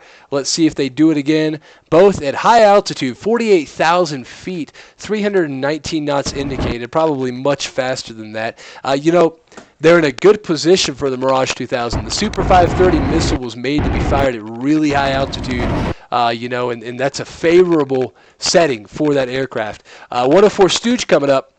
Only at 6,000 feet, so it's going to test the look down, shoot down on the Mirage 2000 to be able to differentiate that target of 104 Stooge. Not sure if he sees those high contacts. Doesn't look like they're currently contrailing, but he's probably detected him, as I can see Stooge climbing near vertically, releasing an A7. Yeah, at those two Mirages who probably have looks no like it's clue. going after Martini. It looks like they have no clue where that came from either. Martini's going evasive here. That AM7's still tracking. That's it. Martini's out of the air. Croncat unable to help his teammate there as he looks back, and before he knows it, Martini's heading for the ground. Man, what a great pop-up and shoot attack by Stooge. That was incredible. He must have seen them with his radar looking up, and that was very planned. Very, very well planned. Yes. That's the type of fly that makes Stooge the Chuck Norris of the skies, man. That guy's awesome. Great work. Chuck Norris. All right, so here we go. Stooge turning back, knowing he's already picked off one of the Mirage 2000s and sent the other back wavering, but Veritech and GR releasing at max range on Stooge. If I know Stooge, he's running for it right now, so that's going to be really tough for those missiles to find their mark. We have Coxie99 looking for a shot on Stooge. Veritech now transitioning over to Mogas possibly. GR and his M2000 turning north. We're seeing the will to fight waver a little bit on the blue, and that's not what they need. Not when the numbers are this close. These guys need to commit fully to this engagement. Stooge is going to get him, I think, here. Yeah, Stooge is got him. Two Foxes, got him. That's it, yep. Stooge got a good release. Who did he hit there? I didn't quite catch it. Oh, well, we'll look at it later. Okay, so Stooge taking down one of the M2000s. Martini. Coxie99, also in the F-15C, is now gone. Croncat by himself turning against three F-15s. Great flying by Red 4. We're seeing him wear him down. Stooge is in a climb with a Matra inbound. Not sure if he sees it. Stooge taking a climbing shot at the M2000 of RVE Microvax. Microvax has really made some plays this game, but he's in some real trouble now. Stooge easily settling onto the 6 o'clock of Microvax. Microvax now within visual acquisition. Wow, he's gonna run into Yeah, Microvax is in trouble. He's done. Croncat firing on 104th. Mogas there. Yeah, and he's in a merge with Mustangs. Yeah, Mustangs got him. Oh man, he was in Mirage 2000 territory. Unbelievable round for a red opposing force. Red shut that down. Red completely took ownership of that. That was incredible, and really, with it being this close, that could be a game maker. That really could be. The Mirage 2000s had good intentions, but the wavering cost them big time. If they had committed to that full on, knowing that they were going to lose some planes, but Red was going to also, that would have been a different play. But Red shut him down. We have a call in the 104th, and if it comes out, this is where the aggression really happens, and I think that just happened there. Somebody probably called things out, which meant we're not going to budge. We're gonna fight. We're gonna drive these missiles into these guys, and we're gonna press them. And that's what they came in force, and I don't think any of them left the area. Right, exactly, and it paid off. That aggression, that decisiveness paid off. If Blue had that type of aggression, would have been a real slugfest. But in that situation, man, they just got picked off one by one. Major props to Red there. That could be a game-making play right there. And the M2000s slowly push back into Red no-fly, battered and broken there. I see Cisco's coming up, I think with a fresh plane. But if any of these guys go in there by themselves, it's a bear trap. I mean, the jaws are going to slam shut on them. So Red Red knows the score's close, and Red knows that this is the time for aggression and control of that airspace. And man, they've made it pay off. Awesome flying. That really was impressive. Is it too late to change my prediction? Careful here. Oh, too late. Too late. I'm locked in. All right. Well, we'll see. I still think the scoring could be close, but we have to admit that's 4 more points in Red's pot. And if you look at the board, with the aircraft still left in the fight, red is now taking the top 4 slots easily. So, yeah, that's rough. That's rough. That's going to be a game changer. The M2000... Looks like, oh, sorry, go ahead. I was just saying, looks like Cisco's getting ready to get back in the area with GR Aeolus. Yeah, I call him GR. I don't even try the tricky names. Yeah, Microvax is down in the chat now. Microvax, shout out to you from the stream. Excellent job on that AWACS play. We think that was a game-changing play, man. So hold your head high. Great flying. Looking back at the engagement, if we saw all 3 of these Mirages decisively turn in, we might be able to see a little bit of a show with it still, I think, coming out in favor of red. With them going in one by one, it's going to be ugly. Yeah, it's not what you want to do. You got Stooge set to set off with him with Mogas coming up on a 6. And I know what Stooge will do here. He's only looking to leash him, which is almost exactly what's happening. In fact, GR fired a missile and went right into the terrain trying to plot an intercept. Now, Stooge may have put himself in harm's way just a little bit. Will that deflection shot hit Stooge? No. Stooge did a great job of forcing a high deflection angle there that denied that R550 any chance of hitting him. He changed direction here, and you can see Stooge is a little slow right now. He's picking up his speed. Right, but he has released a missile, and that may find its mark on GR. No, GR's got speed and deflection there. The missile ran out of energy, but Stooge is certainly lined up for follow-up shots. Almost without a doubt has him acquired vision. Oh, he's pulling on his 6. He is pulling on his 6, and look, Stooge has nothing but cannon. 5 minutes. 5 minutes remain. Stooge has nothing but cannon left. This is interesting. GR might be able to turn that turning fight, especially at low speed with an F-15. Cisco trading mattress shots. Cisco's hit. Will Mogas get hit? No. Guidance lost on his missile. Stooge now slided in behind GR, looking for a cannon shot. Stooge has help close, so all he has to do is buy time. Full deflection. That's it. What a shot at GR. Excellent shot by Stooge. Yeah, very nice work. Wow. And with 5 minutes on the clock, that may be it, ladies and gents. But stay tuned. You never know. It can only take a couple seconds for more action to develop. Scarface and Stooge facing off here. Okay. Let's see what happens. Again, Stooge is out of those ordnance. Guys are on the same team, I think. Scarface and Stooge, I just saw he let a missile off. I don't know if he was ghosting or what, and I didn't know what was going on there. It almost got me because I saw the missile coming from Scarface and thought, oh, somebody shot at Stooge. But no, you're right. Those guys look like they're going to fight, but they're friends. So for this fight anyway. So we got Ninja and Pokken and F-15Cs coming up there pretty quick. 550 knots moving north. We have Telja and a Mirage 2000. Looks like a fresh Mirage 2002 heading north. Red has no reason to be aggressive here. All they have to do is just hang out at bullseye, make sure that target area stays buttoned up. With all those M2000Cs lost, the most capable multi-role aircraft on blue is gone now. I think only 1 or 2 remain. So blue's numbers are really low here. Yeah. In fact, I think we're looking at 3 blue aircraft, and those are the only ones that remain. I think you're right, other than the AWACS in the refuel. Yeah, and then we have 1, 2, 3, 4, 5, 6 red 4 aircraft, possibly 1 at the base. No, 6 total. So of the 36 blue 4 aircraft that began this match, 3 remain. And now right off the top of my head, that means 33 kills for blue 4. Now if we look at the actual match roster here, we know that we have 6 red 4 left. And the total slots was 18. I don't think that 18 red 4 pilots flew, possibly. But even if I think we have 15. 15. 15. So 6 from that is 9, meaning that's the possible max kills for red is 9. The possible max kills for blue at this point, or I'm sorry, the max kills for blue is 9. The possible max kills for red is 33. So... I thought the scoring situation may be close, but I have to concede to you, Man of War. I think that you may have called it correctly here.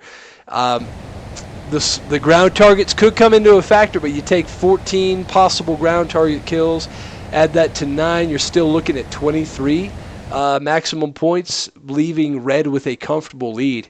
I think we may see an aggressive victory here for the guys watching who won a decision today. As always, we encourage you guys to definitely check out the after-action review. But at this point, even though I can't change my prediction, I do think that the outcome may be in Red's favor here. Always take the Vegas spread. Always. Yeah. Well, I won't change my bet. It's too late for that. But now that the numbers and the math are in, I think that we, in hindsight, are definitely looking at an aggressive victory here. Now, I think that January challengers ended up winning and scoring. What happened last month with Red Flag February? Don't know the total numbers on that, to be honest with you. So I don't want to spit out the wrong ones, but I want to say that the red team won that one. Right. Okay, we just got the word from Maverick. That's the time. That's the match. Time is over. So there you go, folks. I estimate. I'm typing in the score here. Estimated in chat. Blue. I'm gonna say 9 air kills. Red 33 air kills. So there you It's go, over, Twitch guys. chat. All right, yes sir, thank you. We got the official word, guys. The match is over. It's been a long stream, so we'll start winding things down here. Let me be the first to say that was awesome. We thoroughly enjoyed it, and I think Iron Mike just joined us. Is that correct? That's correct, Hook. Awesome. Iron Mike, give us your closing thoughts. We'll go to Man of War, and then we'll start to wrap up the show since we've had a nice long show for everybody. I'll try to keep it short. Well, basically, as I said before, our job was to keep the wall and keep everybody on station. Unfortunately, it didn't play out. They took off with their strikers and had us engaged so much. We lost 2 guys, me and Razor, by killing themselves, unfortunately. Maverick got killed early on, and then we lost Spade, so we got a little weak there for the replacements that would have been necessary to keep a little longer on station. They got in. 51st break shot made a great parry there and killed off the A-10s, and Mogas finished off the rest, so we saved a little bit of the ground units there. We eliminated their strike force and then got back into station and then basically fought back. And I think, when you see that there's only 4 aircraft left on the Challenger side, from a war game perspective, probably the red side won. From a point perspective, I don't know, but I can say that the blue side, the Challengers, done a tremendously well job. I'd like to congratulate especially Microvax for killing the AWACS. That was a really well done move. He killed 2 51st guys who were covering it. So and then the AWACS. So that's really well done. And a lot of great kills on the blue side. A lot of continuity.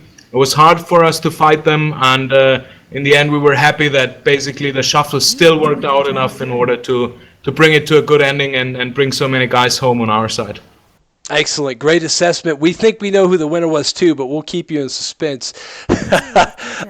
Hey, Man of War, why don't you give us your thoughts, and then I'll round it up here.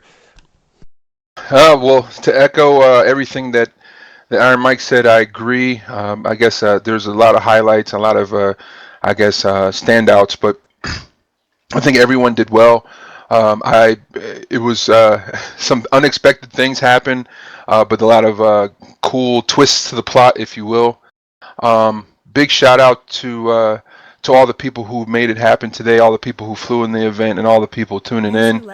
I think, honestly, I'm not sure. Again, we all have opinions on who may have won the match, but we'll go back and we'll do the math on it. Again, Microvax, again, I want to echo a great job with taking out the AWACS. That's almost never done in an event like this. Very difficult to do, and he had to go through heck to do it. He had to drop a couple of really qualified pilots and in a Mirage at that to get to it. So that's incredible feat. I'm sure people will talk about that for a while. But all in all, great event. These things keep getting better and better. I can't wait to host the next one. I'm sorry to mention that too. Kronkat, I think on the blue side, needs a special mention. He had some tremendously well kills. Then the SF guys, Razor had a couple of kills. before, unfortunately, he G-locked as well, like I did. So there's been really great singular performances, I think, as well as teamwork. I'm gonna head out, guys, so you can wrap it up. I just want to take a shout out to Maverick, who organized everything again.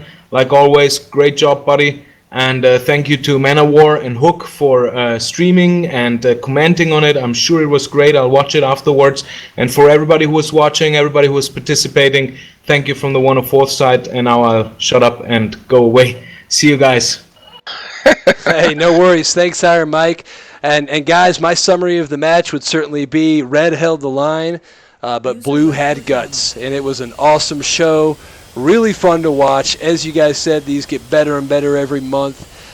Guys, I'll round it up by saying if you enjoy these live stream DCS competitions, please subscribe to the channel. Please follow the 104 Squadron. Follow the Grudge Match series. We'll have this up on YouTube. We'll post it on the forums. We'll have it hosted here on Twitch for 60 days so you can watch video on demand. Really trying to grow these events. You know, we're going to have prizes. We're going to really grow the community. And we just love seeing this good sportsmanship and this great time that results at these events. So thanks for everybody who tuned in. Thanks to the 104 Squadron for organizing this. Maverick and really my co-commentator, Man of War, awesome job. I always love having good co-commentators with me. So thanks a ton, man. Really appreciate you and loved your insight. Thanks. I appreciate being on and following your lead. Do a great job of commenting, man. It really brings it alive. I think everyone enjoys it. Yeah, like I said, I can't fly, but I can kind of talk, anyways, depending on your hey, we can change that. Right. All right, guys. Well, hey, listen, we're going to close up the stream here. We've got a couple questions I'll cover before we wrap it up. Knight, I'll make sure to get the texture pack before next month. We've got a question if the 104th is recruiting right now. I would encourage you to probably send a personal message to Maverick on the DCS forums. Does it sound reasonable to you, Man of War? Yeah, you can send a message to either myself, Maverick, or Iron Mike. Iron Mike typically is the one that heads up the recruitment. So if you're interested, drop a line. Just sign up on our forums and send him a message. He'll let you know if recruiting is open and then what to do next. Awesome. Perfect. Hey, well, appreciate it again, guys. Thanks for everybody who flew and everyone who watched, the viewers. We couldn't do it without you guys. Keep tuning in. We're going to try to make these events better and better and add more and more to them. And, Eagle Dynamics and other third-party developers have shown support for these events, so it's a growing community. Thanks for everything you guys do. Thanks for watching, and we will see you guys at the next event. Salute.